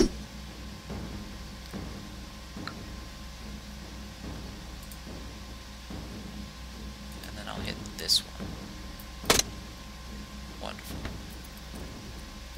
What are they at? 72? I might as well try hitting them. I'm gonna ignore that hero until he proves to be powerful. Also switch my hero to the one that isn't pretty much immune to cutting.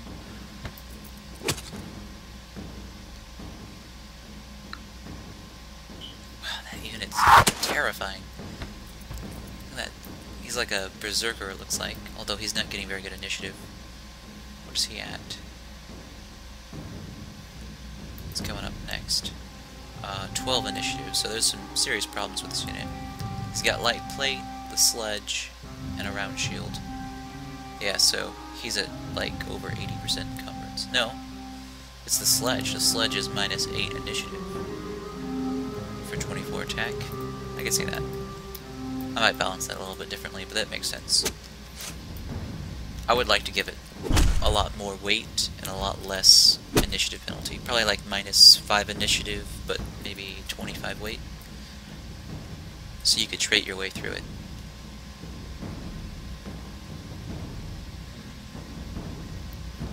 No, I'm still gotta go after these ones.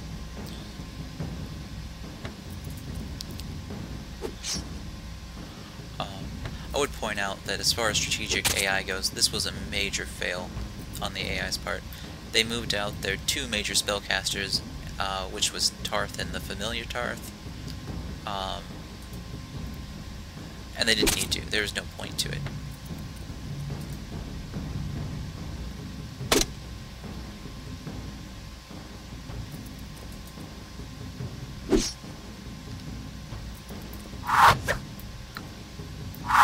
This battle would be going a lot differently if they would have just stayed in a defensive position.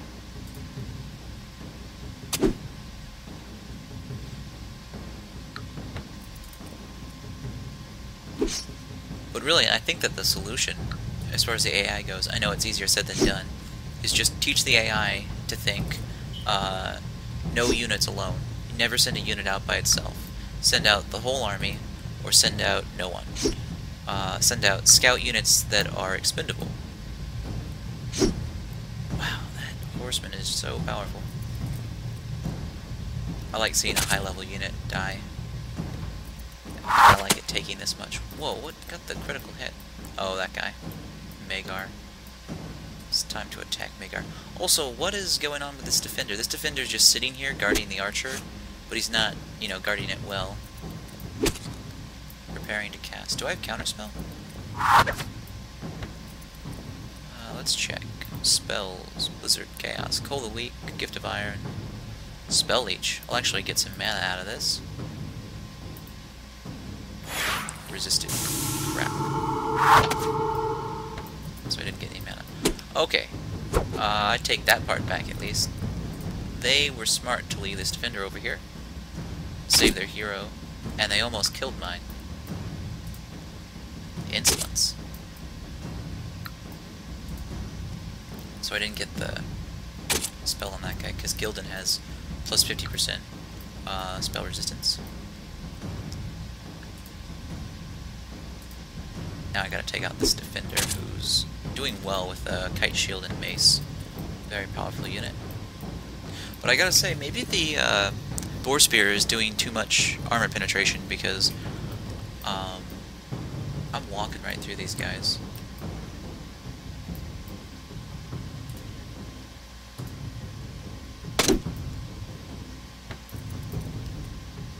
You know what? That's not true. The difference in the battle is that I'm using groups and they're using parties. Which probably means that their units were made a lot earlier than mine. Or at a time when they just didn't have the attack ability.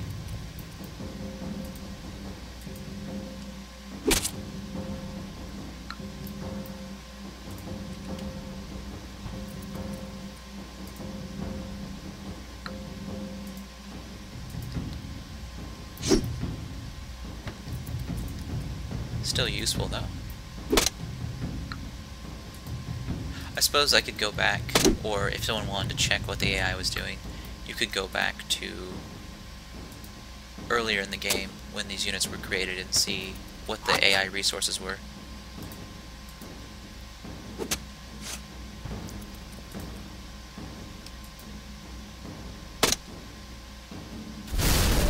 There you go. Got Attica back. Now I have to auto-battle their familiar.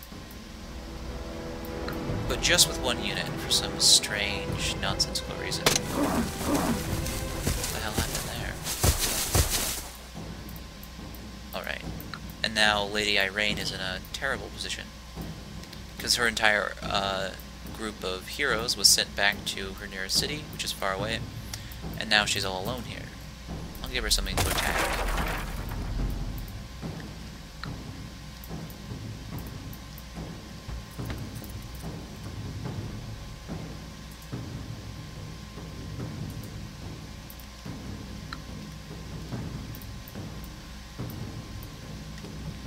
Magnar is in this city right now. I want to continue moving him south. I would laugh pretty hard if it turned out that they took Yithrin from me. And then I got stuck in a 30-year-long loop.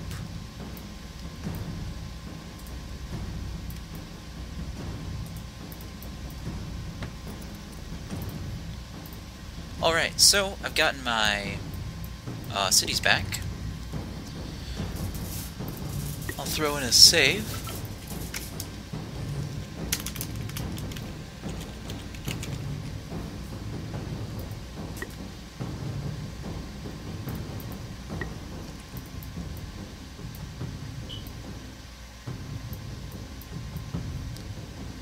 My empire is just getting massive now. And I've got a clear advantage against Tarth.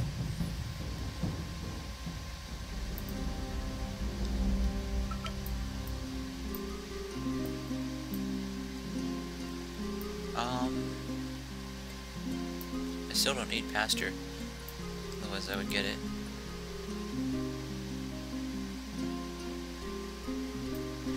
Company in 83 turns. Seems a little high. I'd rather get Scathpit. Or are there any warfare technologies? How long will it take me to get weapons of war? 157. What about... oh, an extra army. Option is 51. Be better off going for company. That's 4 to 9. Only 11 for Book of Mastery. For magical forging and arcane weapons, 55 turns. That's tempting. Then I could get Ignis Bow, which is probably the only valuable bow weapon. But actually, Hellstone Staff. Oh, and Lightning Pike would be useful. 11 pierce attack plus 1 lightning attack per level. Yeah, I'll take that. That's actually something that can go good with slaves.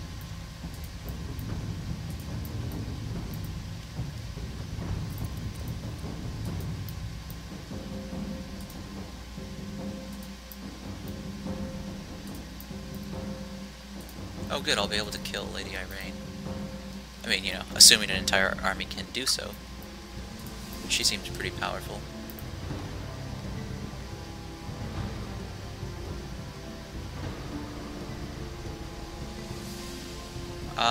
Yeah, I'll try Storm. So she can waste her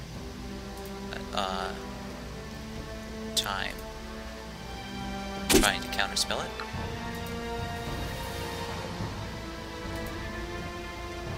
I wonder if that would be a good way to game the AI.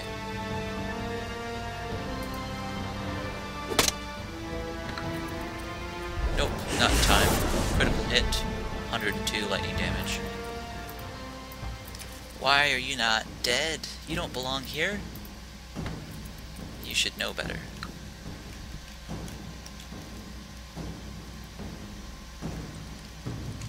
Oh, I don't have cheats enabled. Cheats are important to have on during beta testing, because, see, like right now, this is a good bug to report. Lady Irene was killed, and yet she lives. Perhaps it was regeneration, or something else, but she's listed as having 1 health still. Maybe I'll spend some mana on finishing the job. Okay, now she's got 0 health.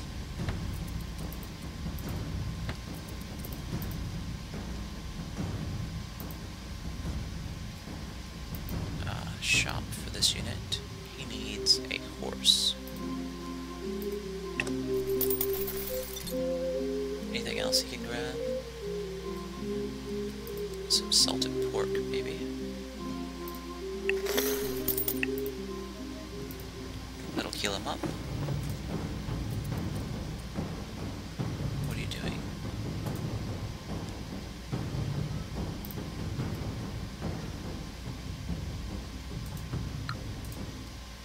Oh, I see.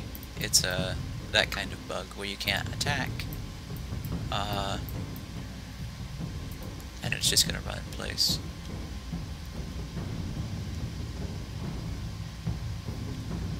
Thailand's workshop. 20 production, that's pretty standard.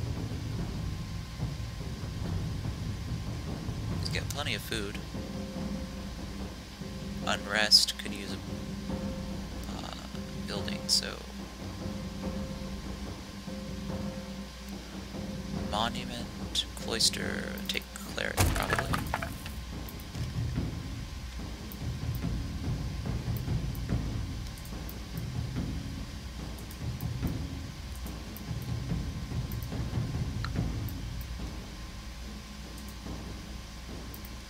We're gonna kill her one more time.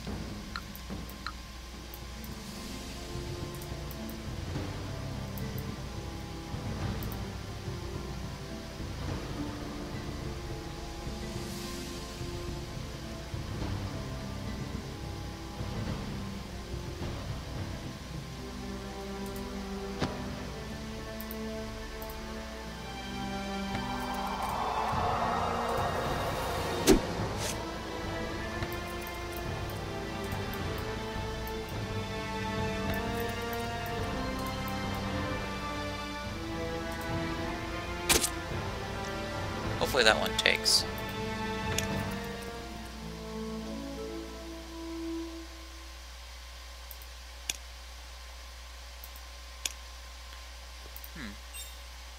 There we go. Wonderful. I got way too much XP out of that, though. I shouldn't have... I mean, I should have gotten that XP, but I shouldn't have gotten double XP. For any reason.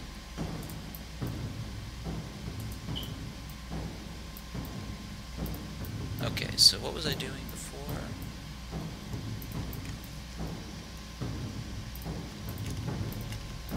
Yes. Moving these units out. I'm gonna send them down to defeat the last of the Gildan.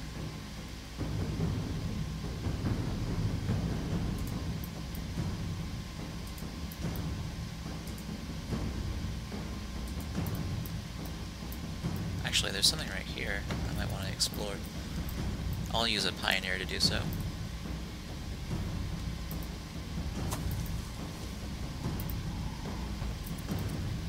Oh, that's not good for me. I'll go around the long way. Okay, so it seems like the primary Tarth assault has been conquered. Their most powerful units have been killed. And now we reach sort of one of my big criticisms of the endgame, a point where the AI can no longer catch up. There aren't enough independent creatures out there for Tarth to kill, so they won't ever get to the levels they just had, which means that, you know, there's not much they can do right now except for hold out as long as possible, which really isn't a very fun way to play. What I would rather happen is to always have the possibility from, you know, sort of city improvements to build not invincible but very competent level-wise heroes. So basically there's a few things you should be doing. First of all, you want... it's such an expansive map.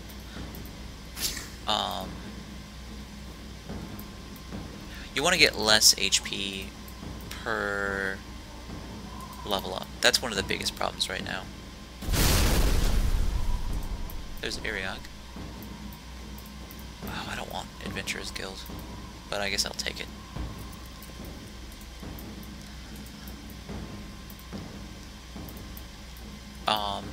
Like some people have said before, basically you start out with 4 HP plus 4 HP per level.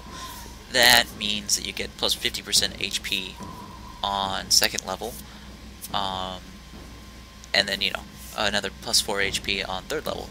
So if you're going from the perspective of a level 1 unit, you're like, you know, 6 or 7 times less HP than like a level 7 or 8 unit, or something like that. So you're like that wasn't actually good for good math, and I could figure it out, but you get my point. You're way outclassed, and it doesn't feel right in the game. What I would like is something like Command Post, only for fortresses. Fortresses right now are the weakest thing in the game, because they have a ton of stuff to build, and so they can't really focus on building units. I would like their level ups to give you +1 level to trained units each time you level up. So you could train a level 6 unit that would be fairly good. And I would also like to have your starting health be maybe 8 to 10 plus maybe 3 per level, or 4 per level even, so that you're getting less of a doubling each time you level up. Wait, do we have a non-aggression pact? That means I'm allowed to go through your territory. What are you talking about?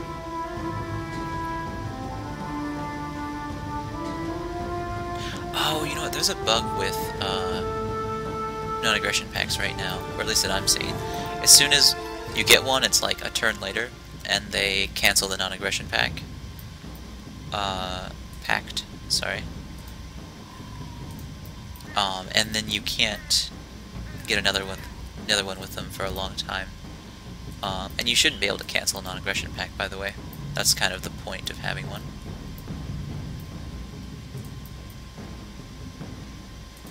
I wonder if I could get far enough forward here to get them to kick me out on this side. Night Sister. Deadly. I wouldn't say deadly. Whoa, look at this. This is a... Oh wait, no, I have seen this before. But this is cool. Their city has these fortifications out front, which gives their defenders a big advantage. And look at that. That is the kind of epic sieging I'm talking about. What's especially cool, or actually you can't do it, but it would be especially cool, you could put your archer right there, give them like a little pocket to hide in so they couldn't surround the archers. Alright, need to focus here. I want to kill Lady Irene first. She's almost dead at least. Okay, my charge, that could be dangerous. This is a group level horseman, that's what I was afraid of earlier. So I'm going to hit these guys first.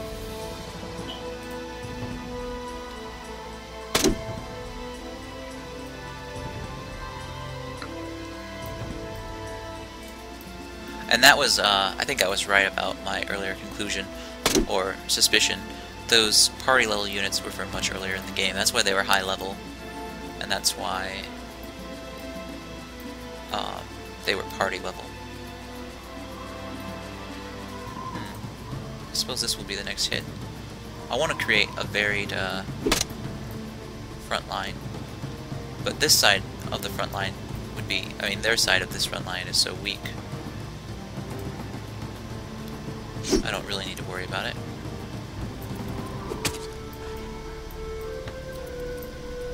I was also, with charge, if you notice, I was able to get past their wood defense.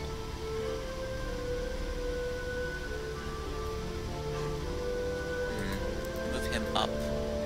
Cast haste on himself. Now I can use Flame Dart a second time.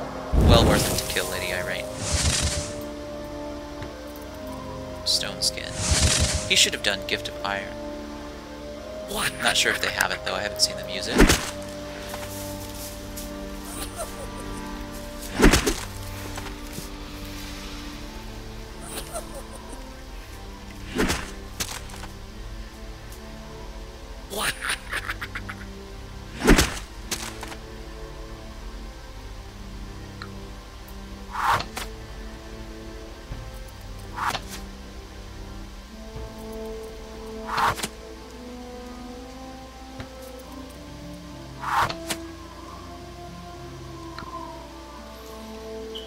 That archer poses kind of a big threat to me. Alright, so he'll cast haste again. Pretty much gonna use him as a caster for now. Ah, darn it. I was hoping they'd get more hits than that. But at least they get 2 immediate strikes. That's a bug. There's a problem with the way the initiative works right now. You can sort of game it. If you have a really low initiative unit, you cast a high amount of initiative on him, he gets all attacks that he should have already had by now. Which is why I got 2 there. Okay, now I'll focus on Magnar. So they've only got 1 hero left. Pretty much dominating them right now. These wildings are their weakest element, so I'm just going to ignore them. And since I already took out their most powerful frontline unit, the horsemen, I can sort of relax. Also, I assassinated all their heroes. Overall, a good strategy. I'm going to do Flame Dart here again. He'll resist it, but oh, it critted. He didn't resist. And that would have killed him no matter how much health he had, pretty much. If he would have been at 100%, I mean. Alright, I can get around to these archers now. Archers still probably do more damage than these wildings, almost. Maybe not quite. Evaluate that.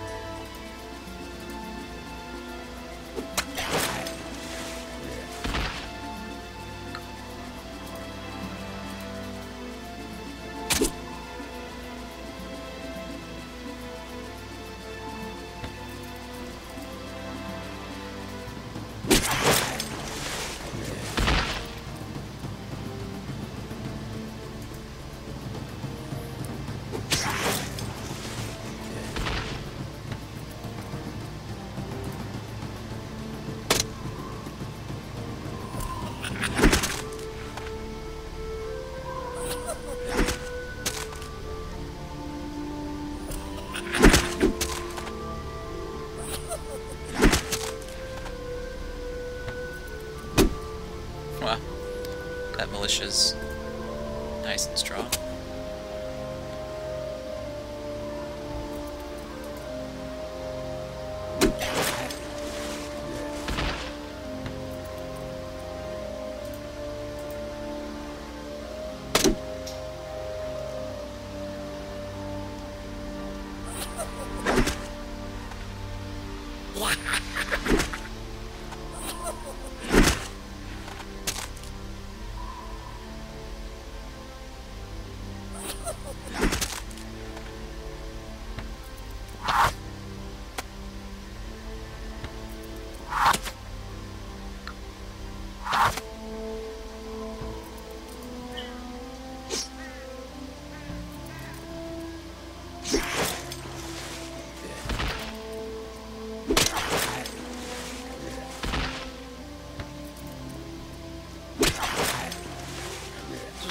Large battle, but it was kind of surprising that I have such a massive advantage over the enemy.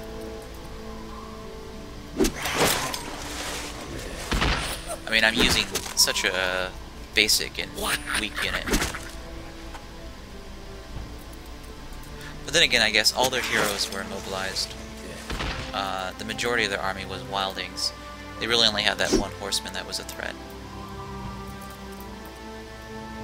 Plus I used plenty of magic to assassinate.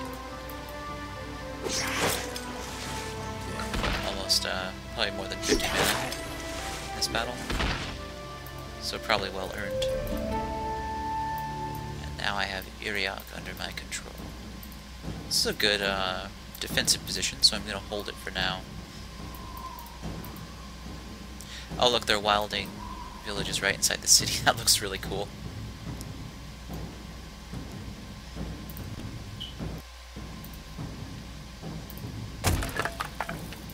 Treasury Vault. Gildar interest from Treasury plus 11.4. They fixed the tooltip on that. Good on them. What was this city at? It's a 240.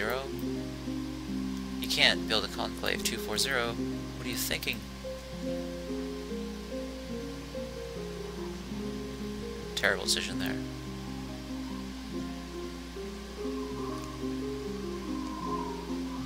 This would be 115 food, 355 more is needed.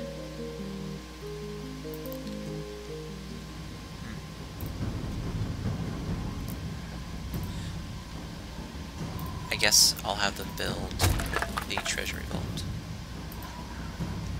They don't really need to do anything else.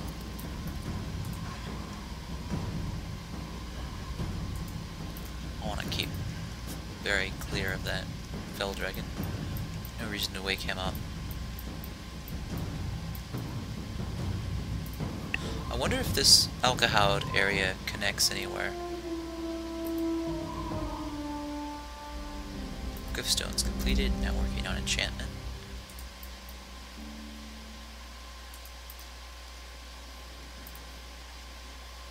Attica has finished project.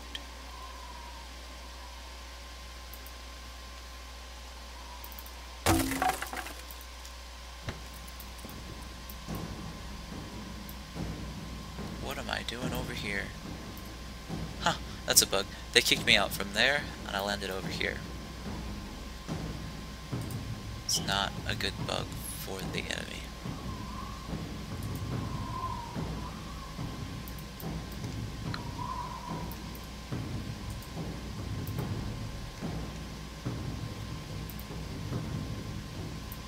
Raven's Heart has completed their construction, but they still need a granary for the food. Okay, so here is... wait, what is that? Don't recognize a lot of the Empire constructions. Oh, that's my palace, of all things. It's a cool looking palace. It's kind of on a shadowy side, so it's harder to see, but overall I approve.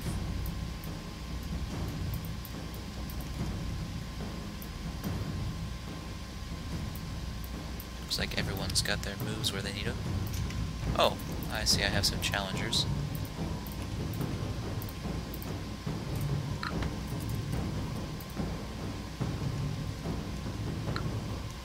This is another problem with the AI. Sometimes they don't catch up strategically with what they need to be doing. Like right now, looks like they're trying to get past me and do some guerrilla warfare. But since I just lost a city in the area, they should be a little more paranoid. And they need to be defending their other cities. Like, pretty much any time you lose a city, you need to think to yourself, okay, now it's time to focus on defense. Because the enemy has proved that they can take something of mine. And generally, once you can take one city, you can take all cities. So it would be much better if the AI sort of stacked into the remaining cities at this point, to make the victory as difficult as possible. We'll leave your territory in peace for now. I have my Iriog's Tower, which is, wow, 4 air shards now. My air mage will be happy about that. Dinara is a 532 conclave. I'm gonna turn them into a... or get the Oracle on level 3, I guess.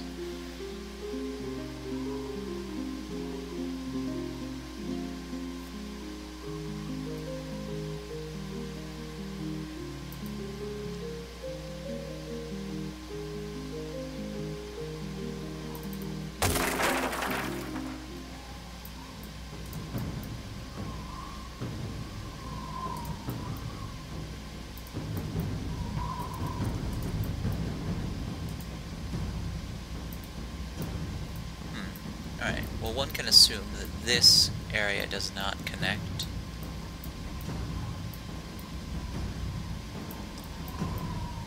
Which means there's an outpost there, something there, and then Gildan Shard. Still haven't found the capital of the Yithril, although I don't remember what it's called. So maybe I've already taken it over.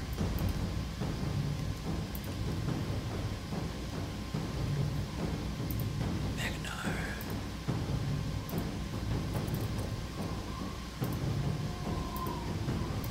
Wow, this consulate's taking quite a while. 2 growth for 68 Gildar. We'll get 3 growth. And we're sort of stalemated over there. Oh, that reminds me. You need to upgrade to... I suppose you'll take stables. And actually, I'm gonna rush your stable production. It's only 29 Gildar. So next turn, if I'm right, that'll switch the shard over. So +1 essence for Dinara. Oh, they have an enchantment they can do now.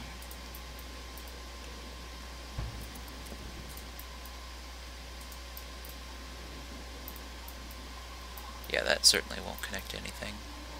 Almost guarantee it.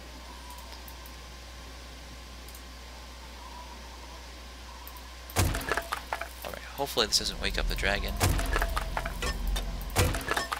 Oh, wonderful. I've got a nice long road here now. It would have been better to do a road through there, but either way is good for me.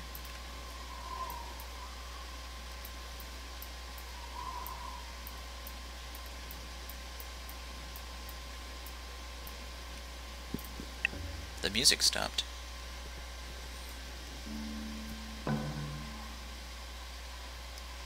Greater Pawn encourages hold. They're almost a full army now. Anything else to build? I think Forge is bugged in this version, but fixed in the next one, so I won't get any of that. Oh, a lot of design options have opened up. Warg Rider, don't want it. Ash Mage, don't need it. Don't need a Chosen. Just need a Great Pawn. Greater Pawn.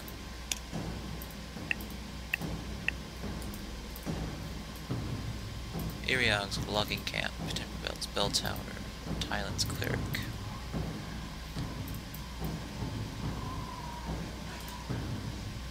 Oh, Albano Rock Spider, these are rare.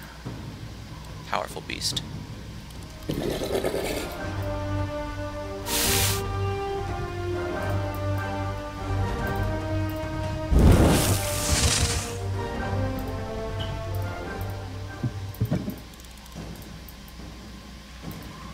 Scath egg. Don't really need a scath, but I might sell the egg.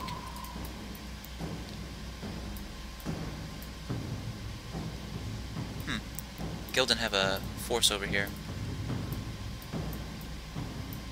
They just took that outpost, which will allow me to take it and circumvent my supposed allies. So I upgraded this, but it did not do what I wanted. Train here. Pioneer in 10 turns.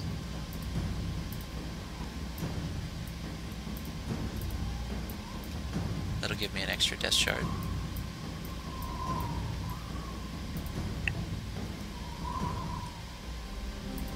Continue research.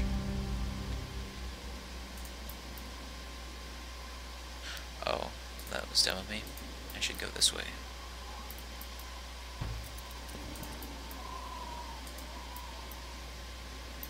Wonderful. Oh, interesting. The, Ythril were able to send a unit over here, or an army over here, to get the outpost back. So I might not steal that after all. Just need to make sure that Tarth isn't sending over any more armies. They can't have too much metal left. Although metal is fairly abundant in the game. Even if you just have one resource, you can get +8 return out of it. And most of the time you won't be using it non-stop, so you can save it up by this point in the game. 4 per turn, 5 per turn.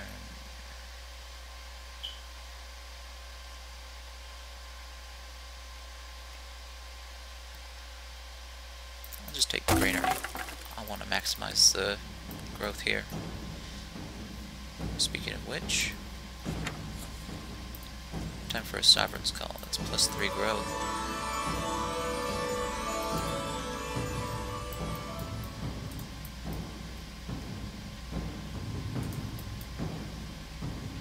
This little stretch of land is going down really far. I wish I had a teleport to get me back. These are clearly guerrilla forces looking to expand and foul up the enemy.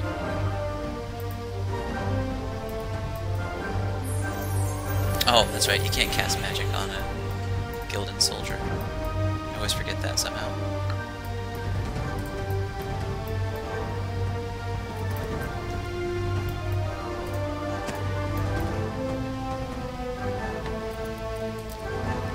We're gonna walk right through these guys. Never mind, that draw guard is 87 HP. That's strong.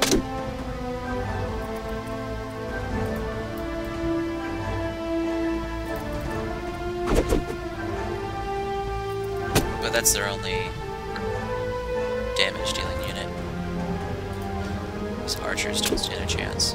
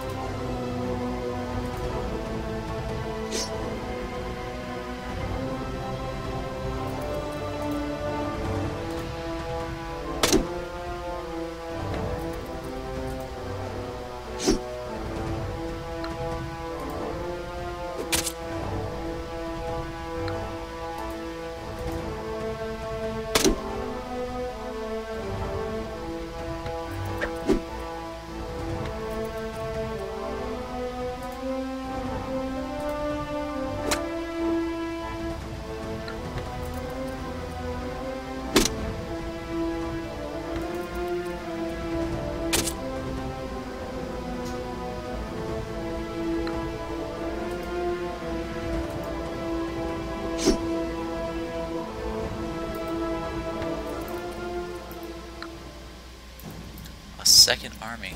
Wow. They could have probably held back and killed Grazda's army.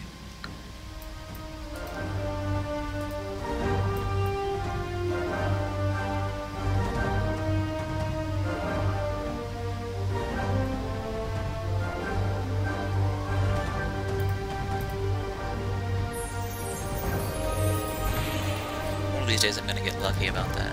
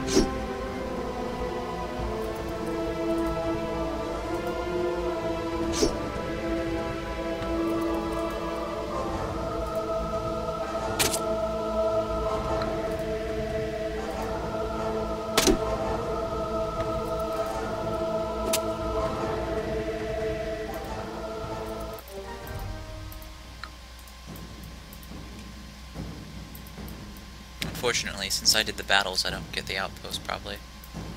And they'll use it to kick me out next turn or so.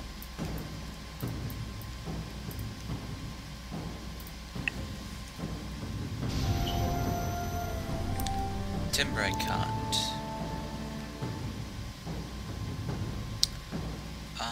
Zone of control... just take Conclave. I don't remember this being a very good spot. Yeah, it's a 2-5-1. But it does warrant a spell.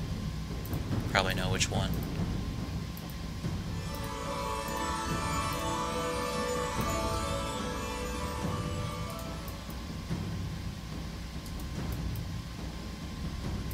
And that's officially the end of the Eastern Front.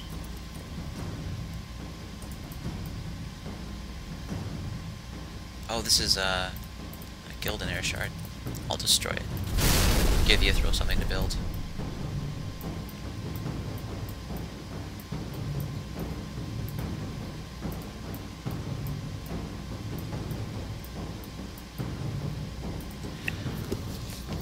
Now we appear to be in a point of the game where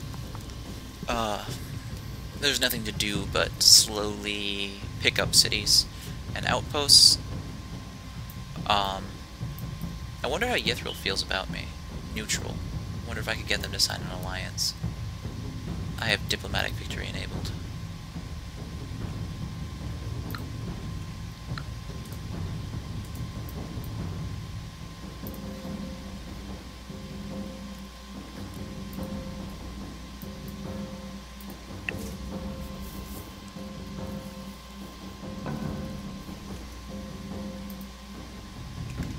This army is finally finished. I love that all those units can start at level 3.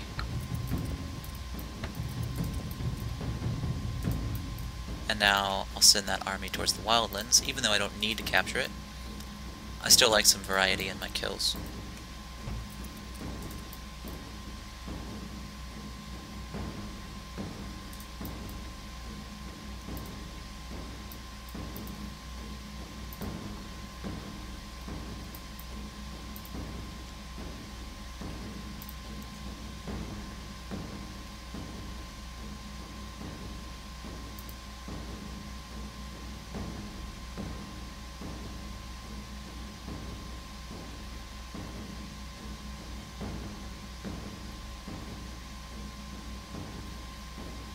Oh, my spells were cancelled here.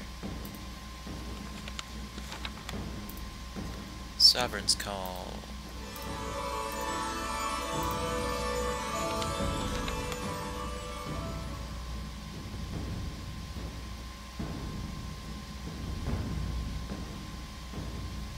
And I think Inspiration. Yeah, 76. Big bonus there.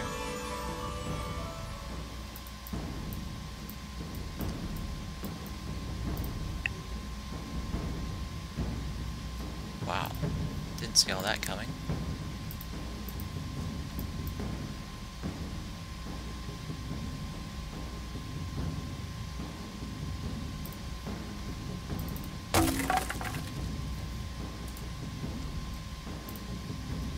Timber cut.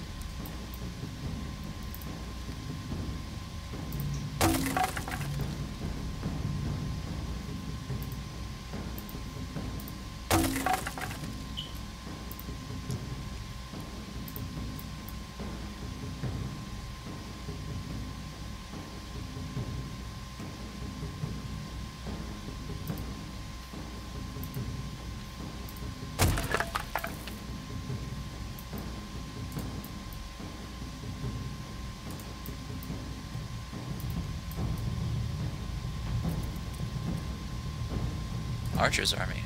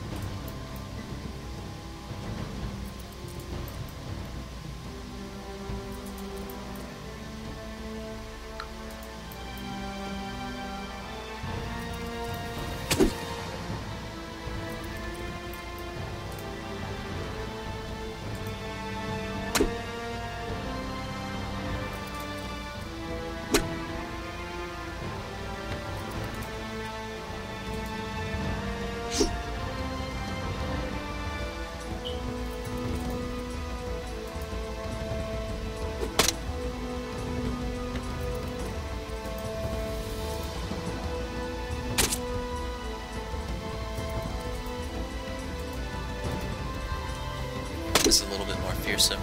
It's a group of Draw Guard.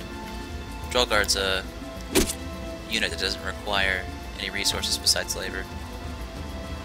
Mass producing them in groups is a good strategy.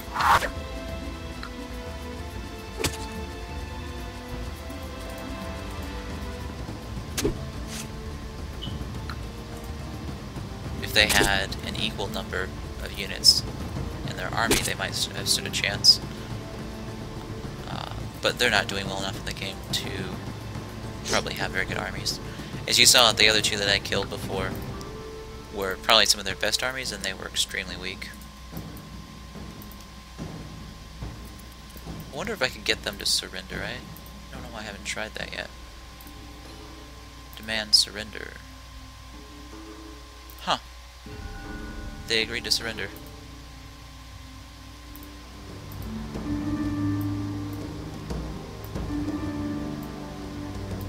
It's very odd.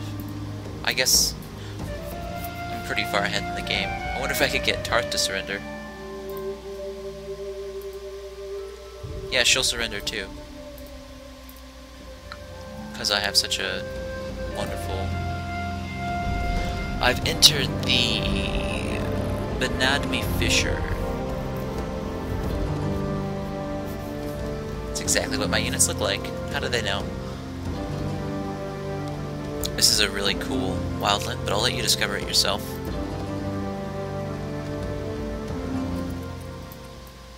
It was a weird error. Curse. Casting time 1. I'll go for blindness. Oh wait, no, they're Ophidians. They are immune to magic. Don't know how I always forget that. They want to go around that side.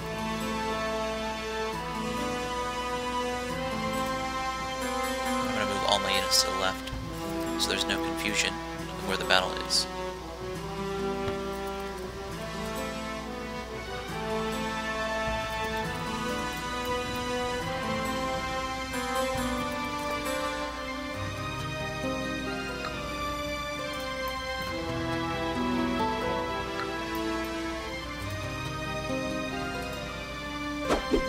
Backswing. 2 dodges? There's something wrong with this hero. Okay, there they use Deadly Bite. There they didn't use Deadly Bite. What's the difference, I wonder? Anyhow, I'm gonna retreat with him.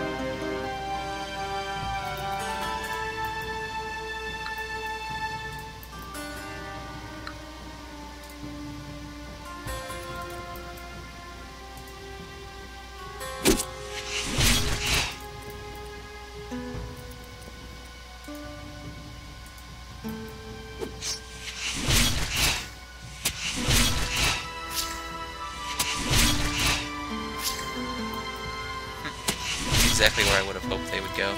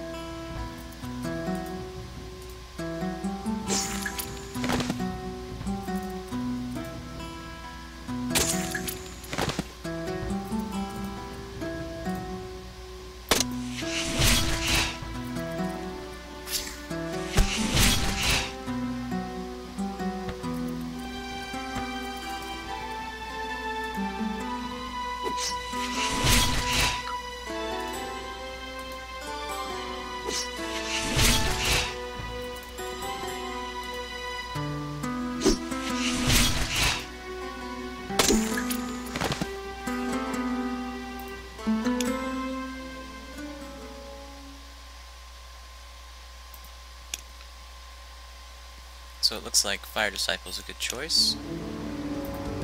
And Fire Mage. Got 2 levels out of that.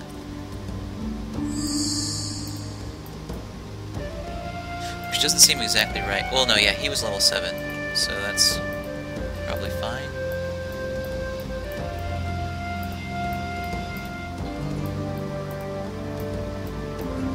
Oh, one thing that I would also note at this point is that having Gildan on my side actually increases the defense of all my units by 25%, which is just kind of ridiculous.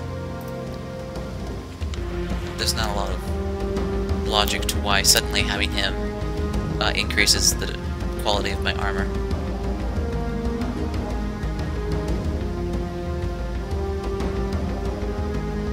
This is my air mage. Where is his... Oh wait, is this my air mage? Let's check. This is my water mage. Okay, so he doesn't have teleport. It's Lord Relius' army that has teleport.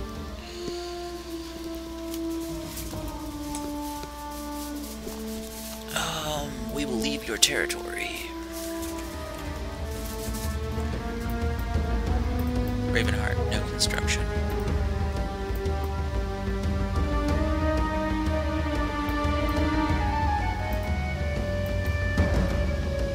I'm just gonna have this one start producing, oops, well, greater ponds.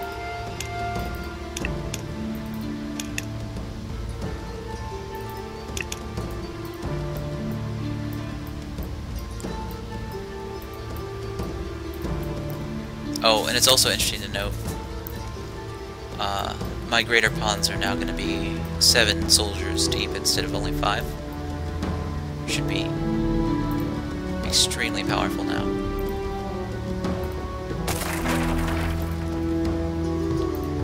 I might as well load up the build queue here.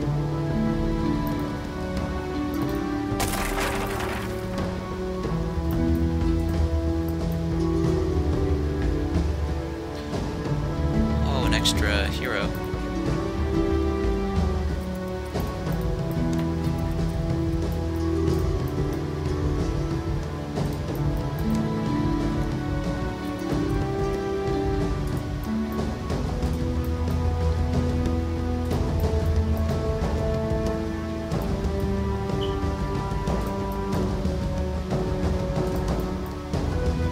Guessing that Gildan had at least one more city.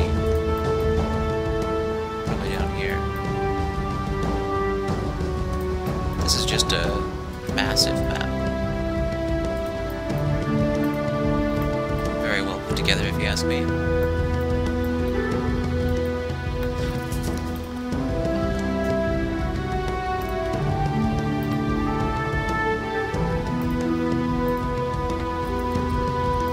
There's Lady Irene. Come back for more, I see.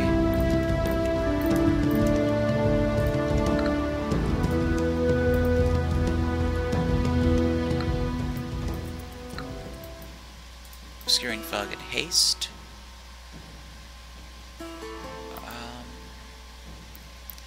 Where is... yeah, Storm. I'll assign that here. And cast it, so if they fail to counterspell, they're gonna get hit by a pretty bad lightning storm.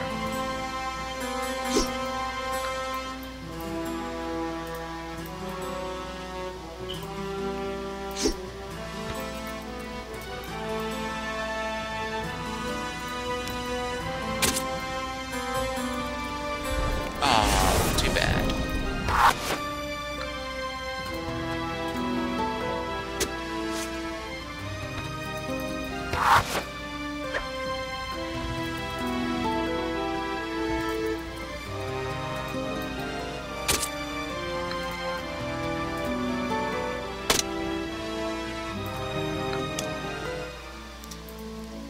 Archmage. I suppose there's some benefits to having that.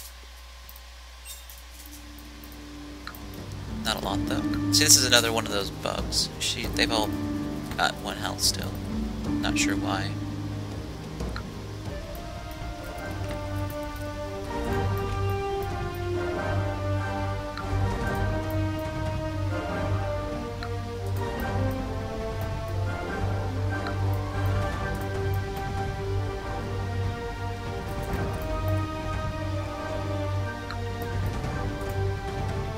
Should be fun.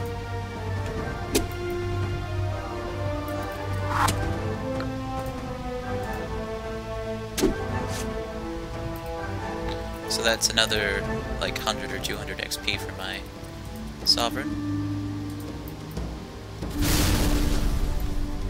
And just because nothing's coming from the south, I might start moving in this direction. In fact, I would be smart to have that unit move from that direction. Get them on both sides. Still building a consulate. Now I've got much better growth here.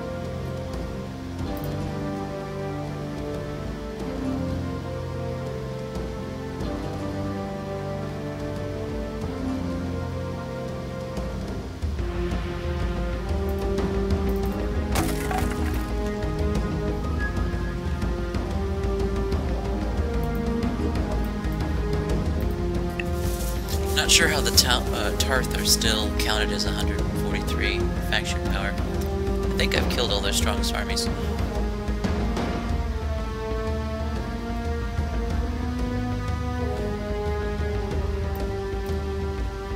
I suppose they could have an entire area over here under their control. Doesn't seem to be helping them though. So this guy's free because I have Lord Relius on my side. Oh, so powerful. This guy just doubled the production of all my cities. Because he has Earth 1. And that's all you need. You just need Earth 1.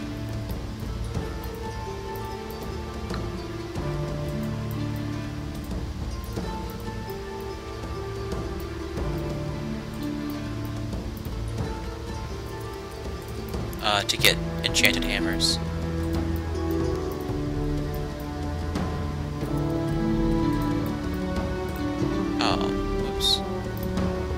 Mistake.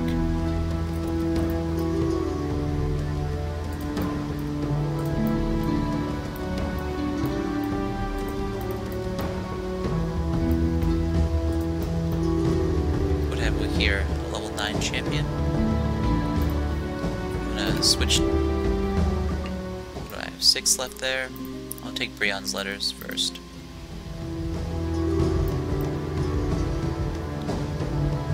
What's your equipment look like? You don't want a battle hammer, you want a legendary broadsword. Oh, Kurgan's hammer. 50 attack? Yeah, I'll take 50 attack over 20. He's got the Leather Greaves bug. He's not wearing all of his armor either.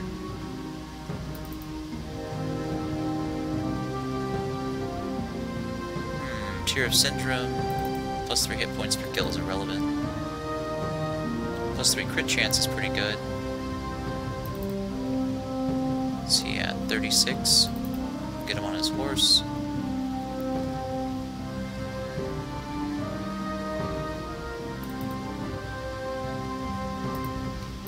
Alright, I'd say he's powerful enough to move on. Now he's got...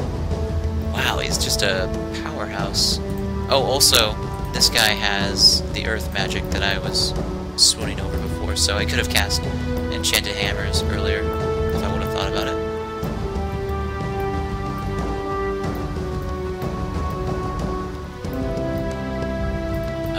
Kurgan's Hold has 0. Raven's Heart only has 1, so that's only actually plus 5 production.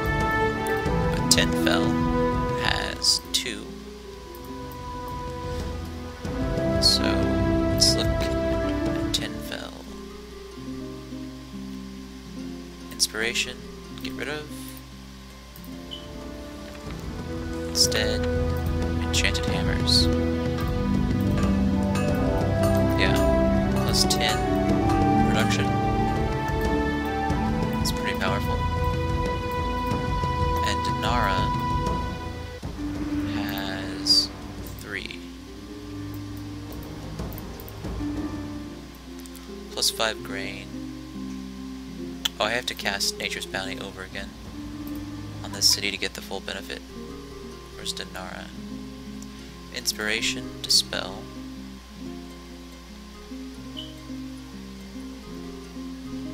Nature's Bounty, Dispel.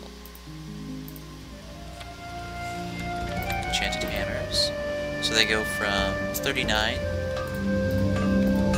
to 54. Wow, huge bonus.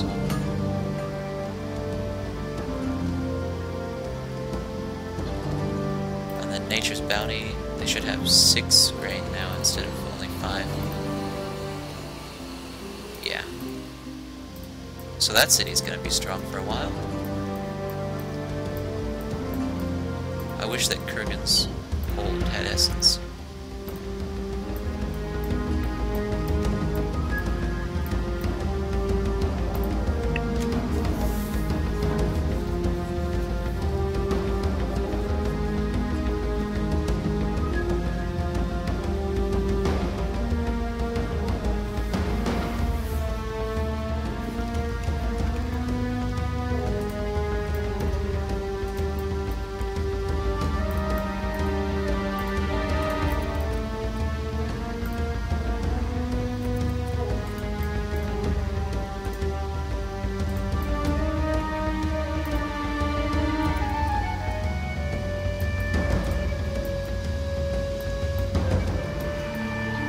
So this gives me an idea that they've got a city down there.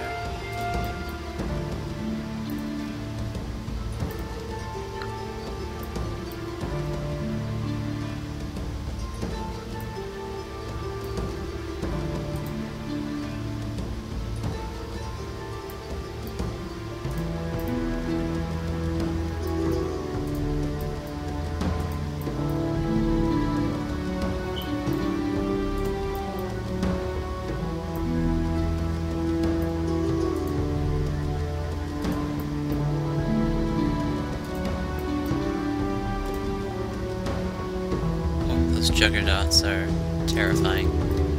Something out of 13 Ghosts. Wow, look how far this unit can get. That was impressive.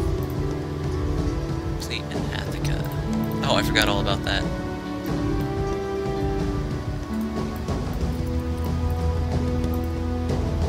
Next turn I'll raise that outpost.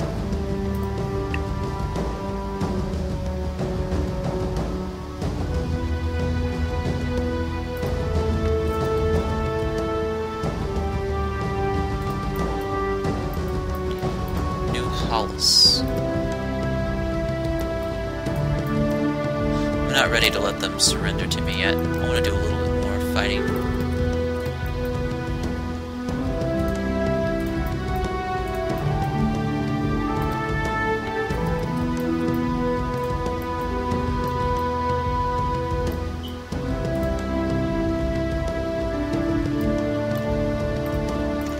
Stay there for now.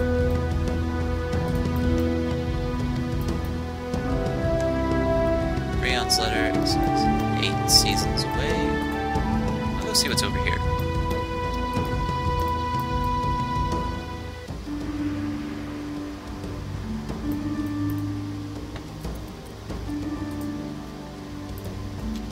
Shop for horse. Buy and equip. He's got a good sword. Oh, I have chain. Oh no, they have access to chain. That's why. So I don't want to get rid of special leather cuirass. That's 0 weight for 7 defense. It's very good. Give him some greaves, a helmet, them braces.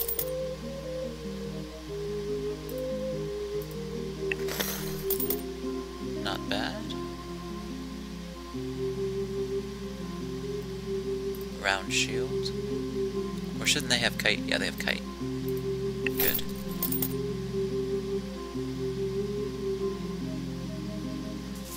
They have the guillotine axe. Weight 80. So if you can stomach 80 weight, I guess that's an ooh, but maybe not for my particular unit.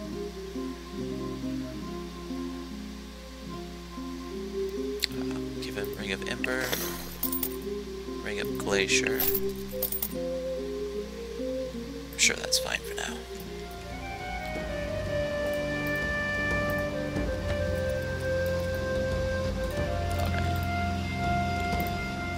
Sorry to have to raise that, but it's the only way you can. Too close to another outpost. Oh well, whatever. Probably just too close to this one, I suppose. There's some rules that the AI doesn't follow, so they'll build, or I should say there's that rule that the AI doesn't follow. I don't know of any others.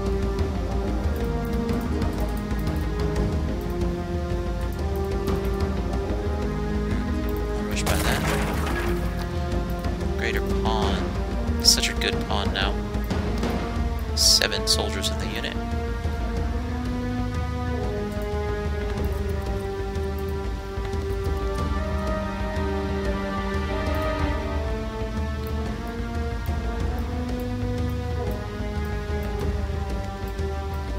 Alright, these turns are starting to take a lot longer. I'll try and rush through them though. Basically, I want to take New Hollis in whatever city's down here, and then I can leave the cleanup to a surrender.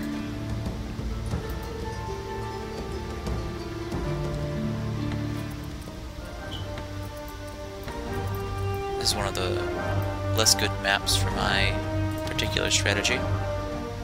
However, it's fine to do this.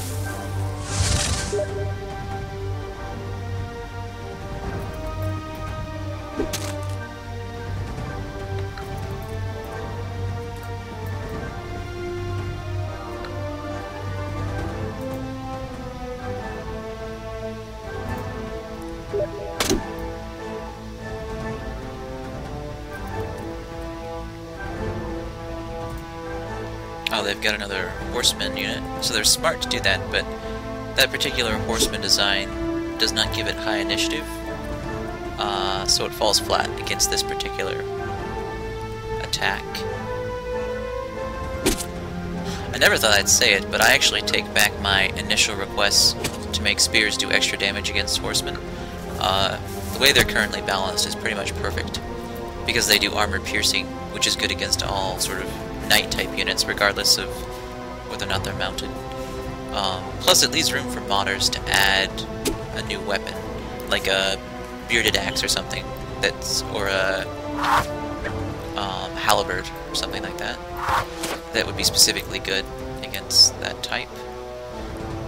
Wow, I'm tired of this guy doing massive damage against my hero. He needs to die. Alright, so that unit's, you know, at least one useful unit in the war chest. Because when it did attack, it got the bash. That puts me in a very weak spot.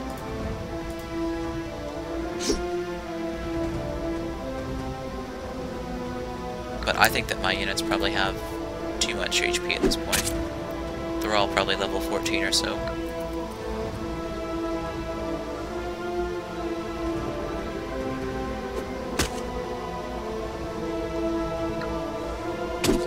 Ha! City Militia just got doubly lucky.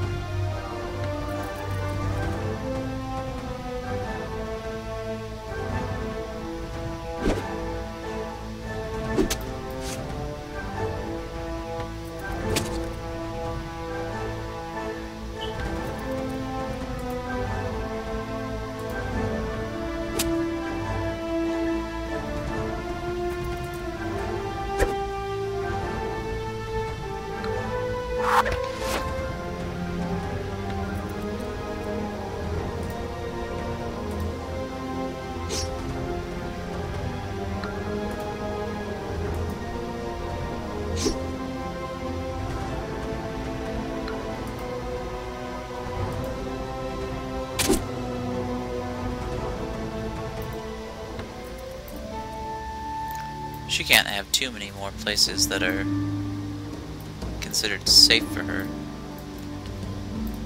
Soon I'll have her under my, or within my grasp. It's nice that I have all the unrest buildings already in this city. What kind of city is it? It's a 240. Good for minor production, I suppose. Alright, no construction. After Sage, take Apothecary. Granary. Take Shrine.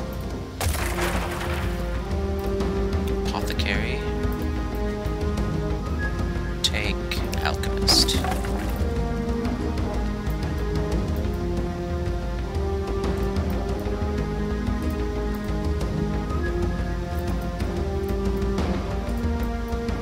So that's all that. So this water here, oddly enough, turned out to be a lake. I did not expect that to go all the way around. Although it makes sense because how else would the Ythril expand all the way up into here?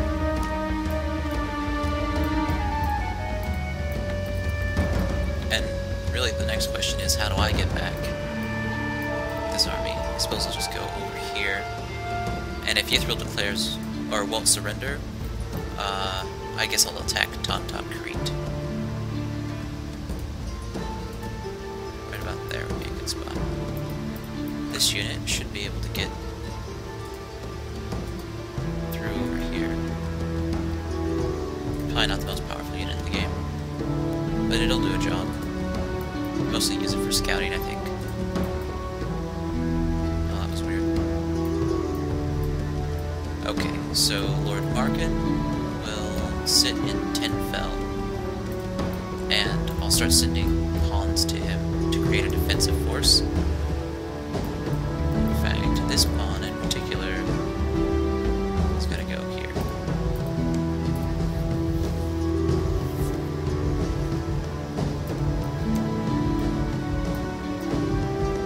Oh, I need to build a high tower on this one to connect my zone of control.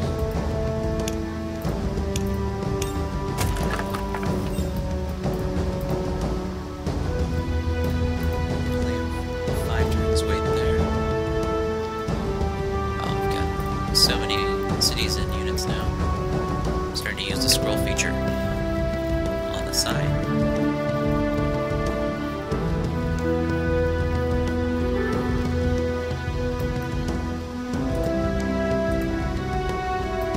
Thinking ahead, I'll, a little bit of a mess up there. I'll set this unit over here so that I can get a good first strike on this city and then work up to that city if we end up going to war.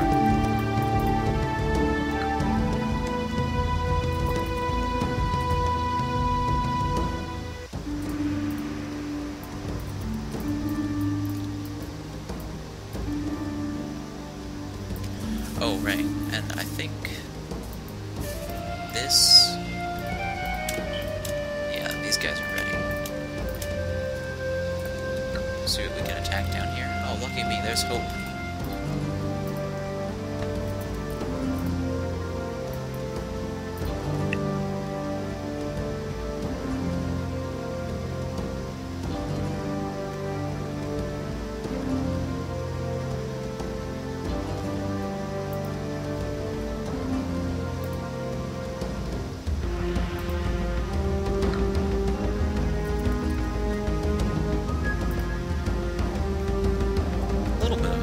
Built up.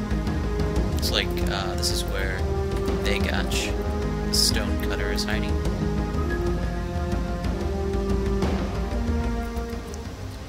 Wow, that's such a big force. This must be like what, a level 5 city or something?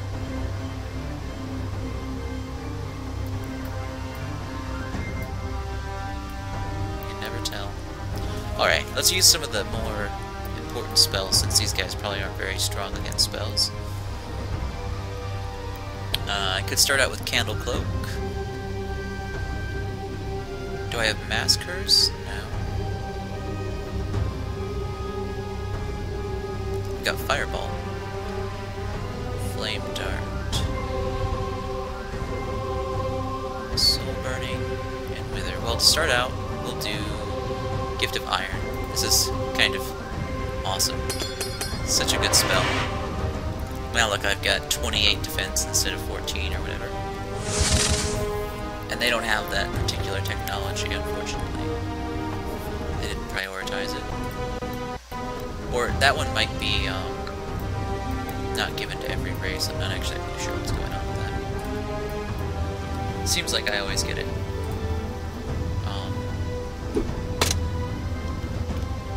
Even though most of the time I can't use it.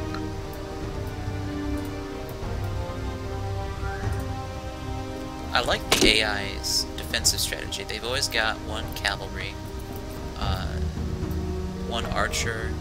Actually, here they've got two archers, but always one archer and a hero in any like defensive city. It's a pretty good choice. That's pretty much how I would do it. Although I don't think I've ever had a city this big be attacked before.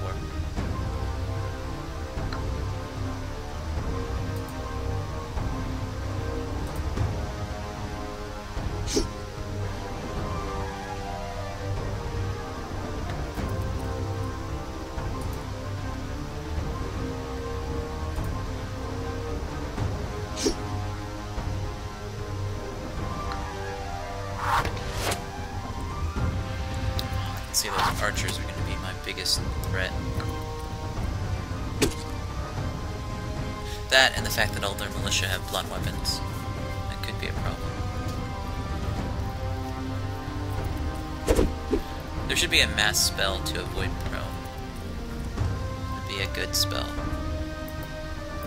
Oh, I should check Naska.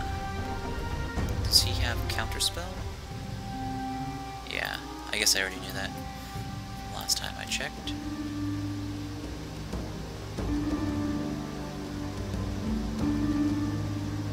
So, I'll try... Let me get him.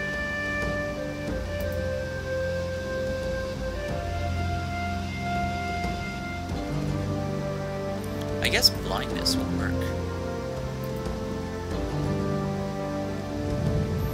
Yeah, now they've only got 50% of their accuracy.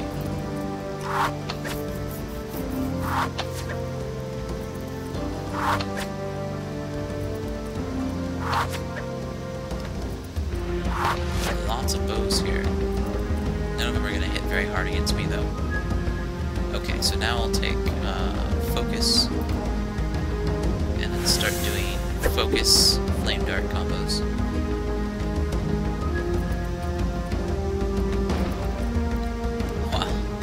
Obscuring Fog can be such a powerful enchantment, or spell really. I guess it'd be technically a spell.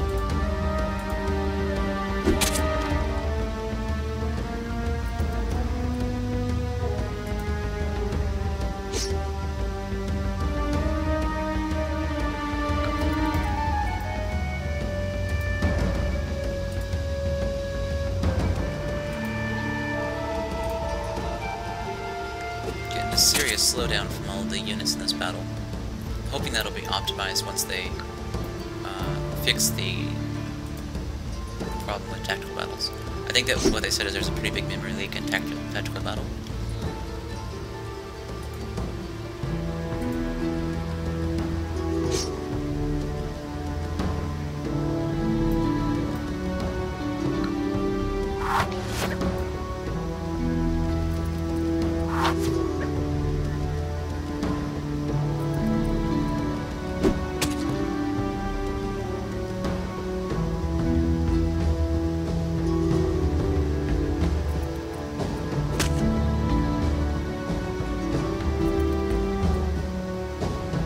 So now I'm focused.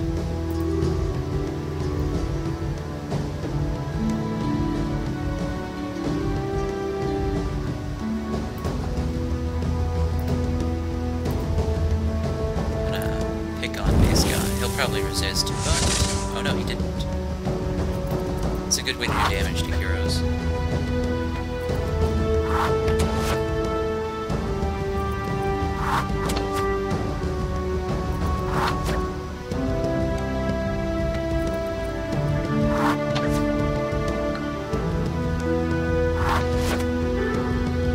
It's a waste of space to give their hero a bow. Bows are way underpowered, especially for heroes. The only time that they kind of do matter is in mass groups like this, but even now, I mean, they've only done a total of like, what, 10 to 15 damage, and really it's that one that's doing the most damage.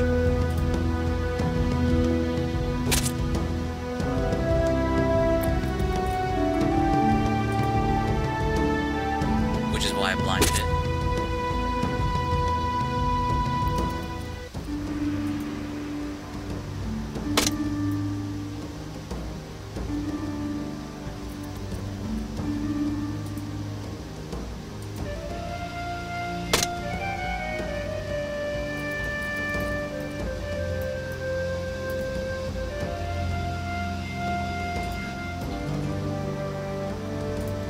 I suppose I'll move him forward. What other spells do I have? My command. No defense for 3 turns. Oh, damn it. I didn't realize that was a casting time one. That's fair, though. Negating an enemy's defense is maybe too strong for an immediate casting. But they have a chance to resist.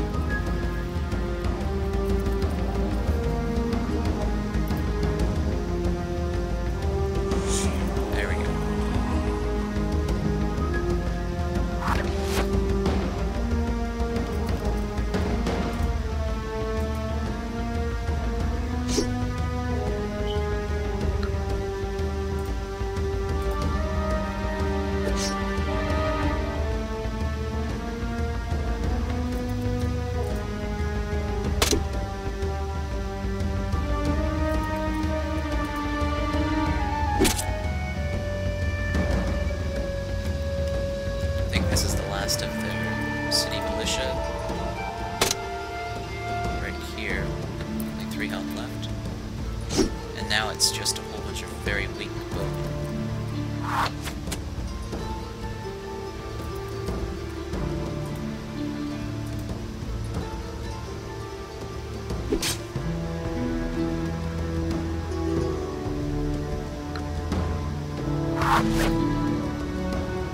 They shouldn't be prioritizing a unit on a horse like that with good dodge. They should prioritize my regular troops.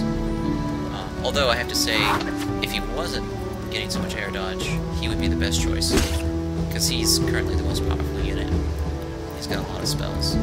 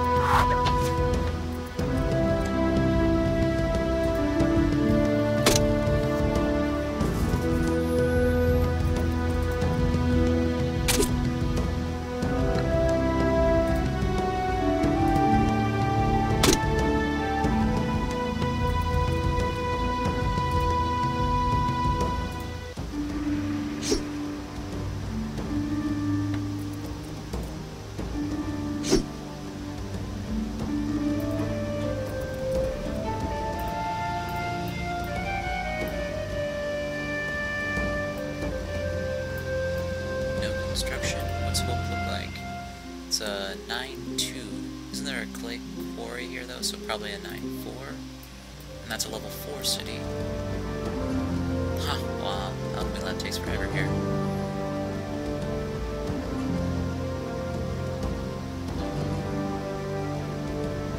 I suppose I'll take Shrine. And how much is So we'll also want enchanted hammer. And sovereign's call. By far the two most powerful choices.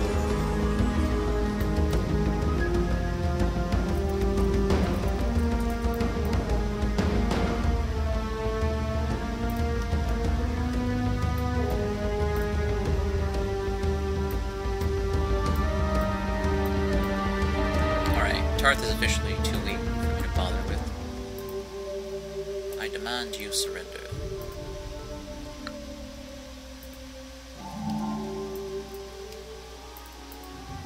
She looks like she's immobilized.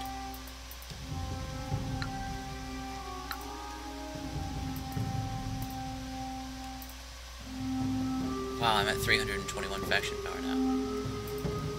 Just dominating Ythril.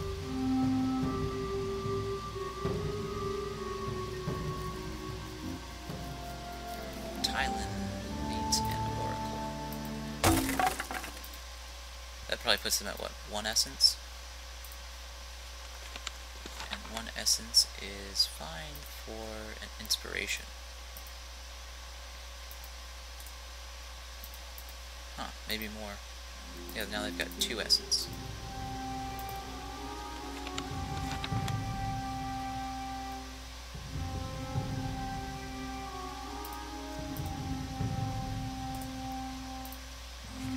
I guess I'll give them Nature's Bounty.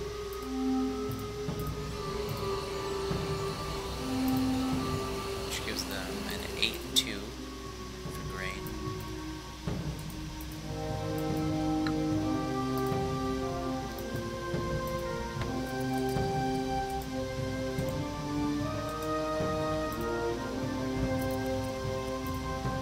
School complete.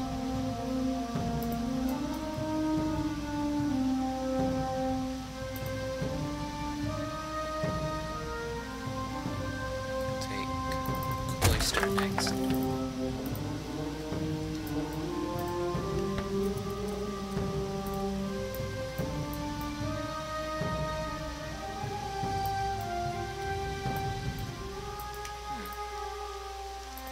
I'll just send him out.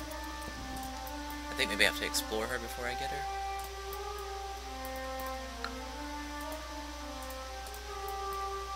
She surrendered to me, she should be mine.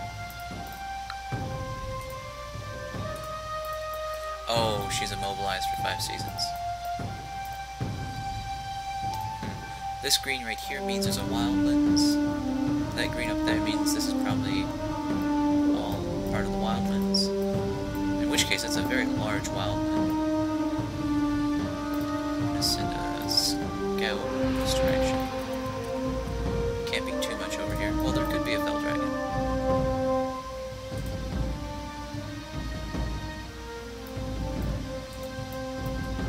Nothing really to worry about.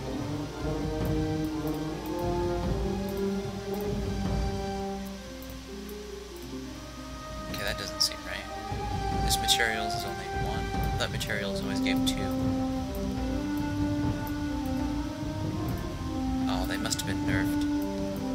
It's probably best, but it's not fun to find out that things have been nerfed when they're counting on abusing them to win. I could probably get Ythril to surrender to me now too. Just end things. This would be the first game that I've finished in a Let's Play video for a long time. Usually there's a critical error or an update or something that prevents me from continuing on.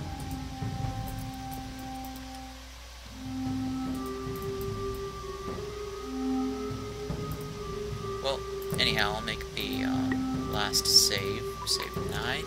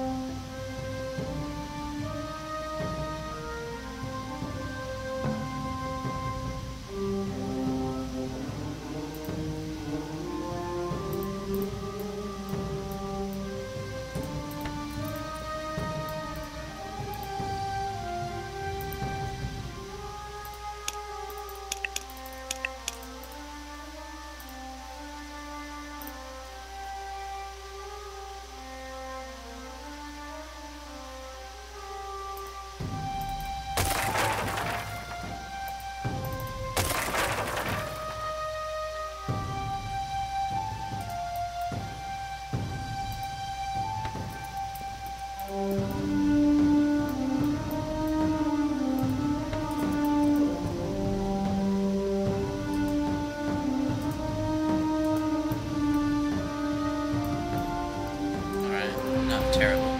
They actually had a pretty good place over here, but it's hard to think that that small little sort of breach of land with a good defensive spot gave them such vast power throughout the game. I guess not being next to an enemy really gives you a chance to expand. Well, plus the fact that Hope was had like 9 grain or whatever. Wow, I just now got the level 9 Brion's leathers. Magical forging, and then arcane armor. Nope. I want arcane weapon. Not that I'll ever use it, but it's still the right choice.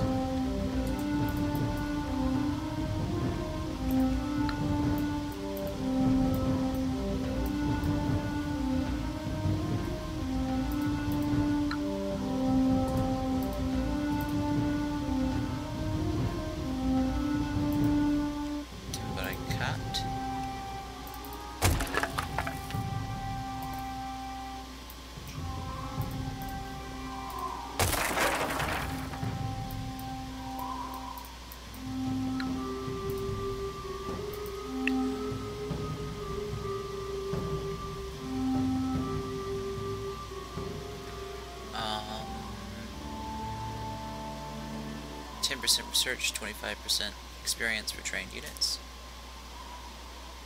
Plus 3 mana, plus 1 firepower. And plus 1 crystal. I'll take the Pyre of Aniel. Never gonna train units there, but at least I could take the mana bonus. Where's Magnar at? Oh, Magnar. I thought he was up there.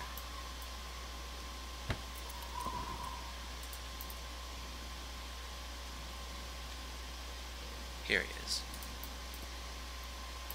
Alright, so he's actually fine there for now. And this unit, it's going to take you so long to get over there. So you'll move up here. This unit should probably be trailing behind. What's my army look like over here?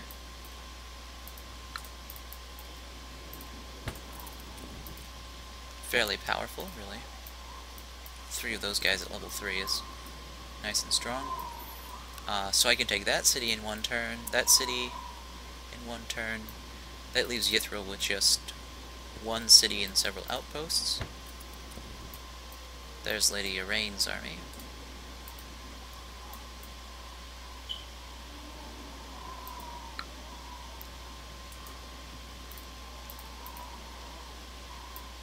Lumberyard, 1 turn.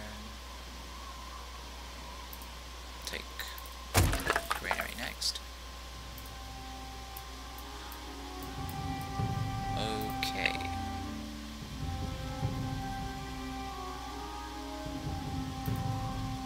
Yard, Apothecary. Alchemist, only 16 seasons. It's going to be a huge material bonus. Imperium has a bakery.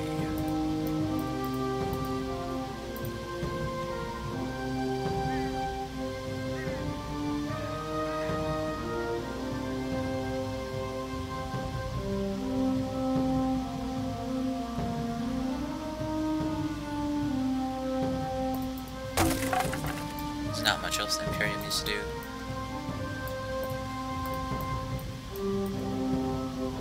Oh wait, they'll have that city and that city, so they'll have 2 cities. Will they accept a...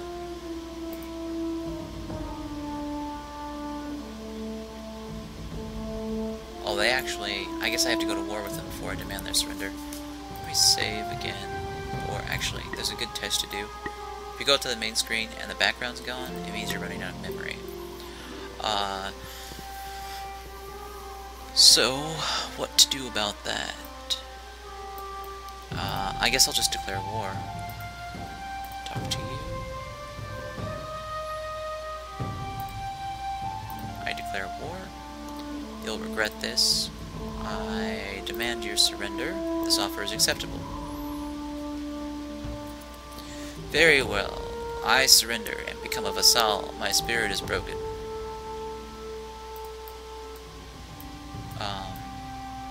assume that's everybody.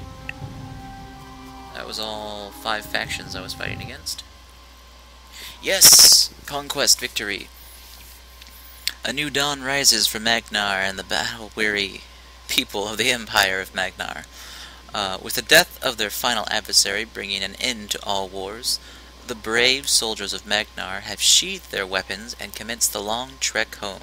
The age of war is past, and the healing of Elemental can begin in earnest. Nice ending. Wow. Look at that population expansion. That's how you can, that's where you can see, I don't know what season this was, but that's where, my expansion began. Huge boost there. Income went up about the same time, a little bit before actually, and then really spiked. Oh no, actually that was, yeah, right about there. Mana I think is broken currently, because it never actually gets up to this level. It's just whatever's monitoring how much mana you get is bugged. Research went up about the same amounts, because I started capturing conclaves as I went along. Might, once again, exponentially went up.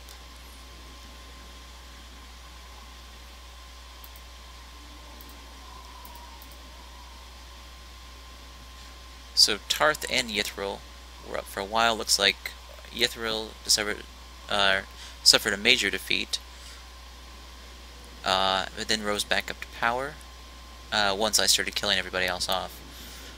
Right here is where I defeated my enemies. So I guess there was a period for me of winning a little bit past, or a little bit before I got the pike, but certainly having the boar spear, I mean, was my biggest advantage. It's what allowed me to actually siege. Alright, and where do I sit? Conquest victory. Population 3138. 78 years. Points 7700. Game length 12 hours 15 minutes. So this is a pretty epic game. If you haven't really thought about how long it takes to play. 12 hours is forever as far as a game's concerned.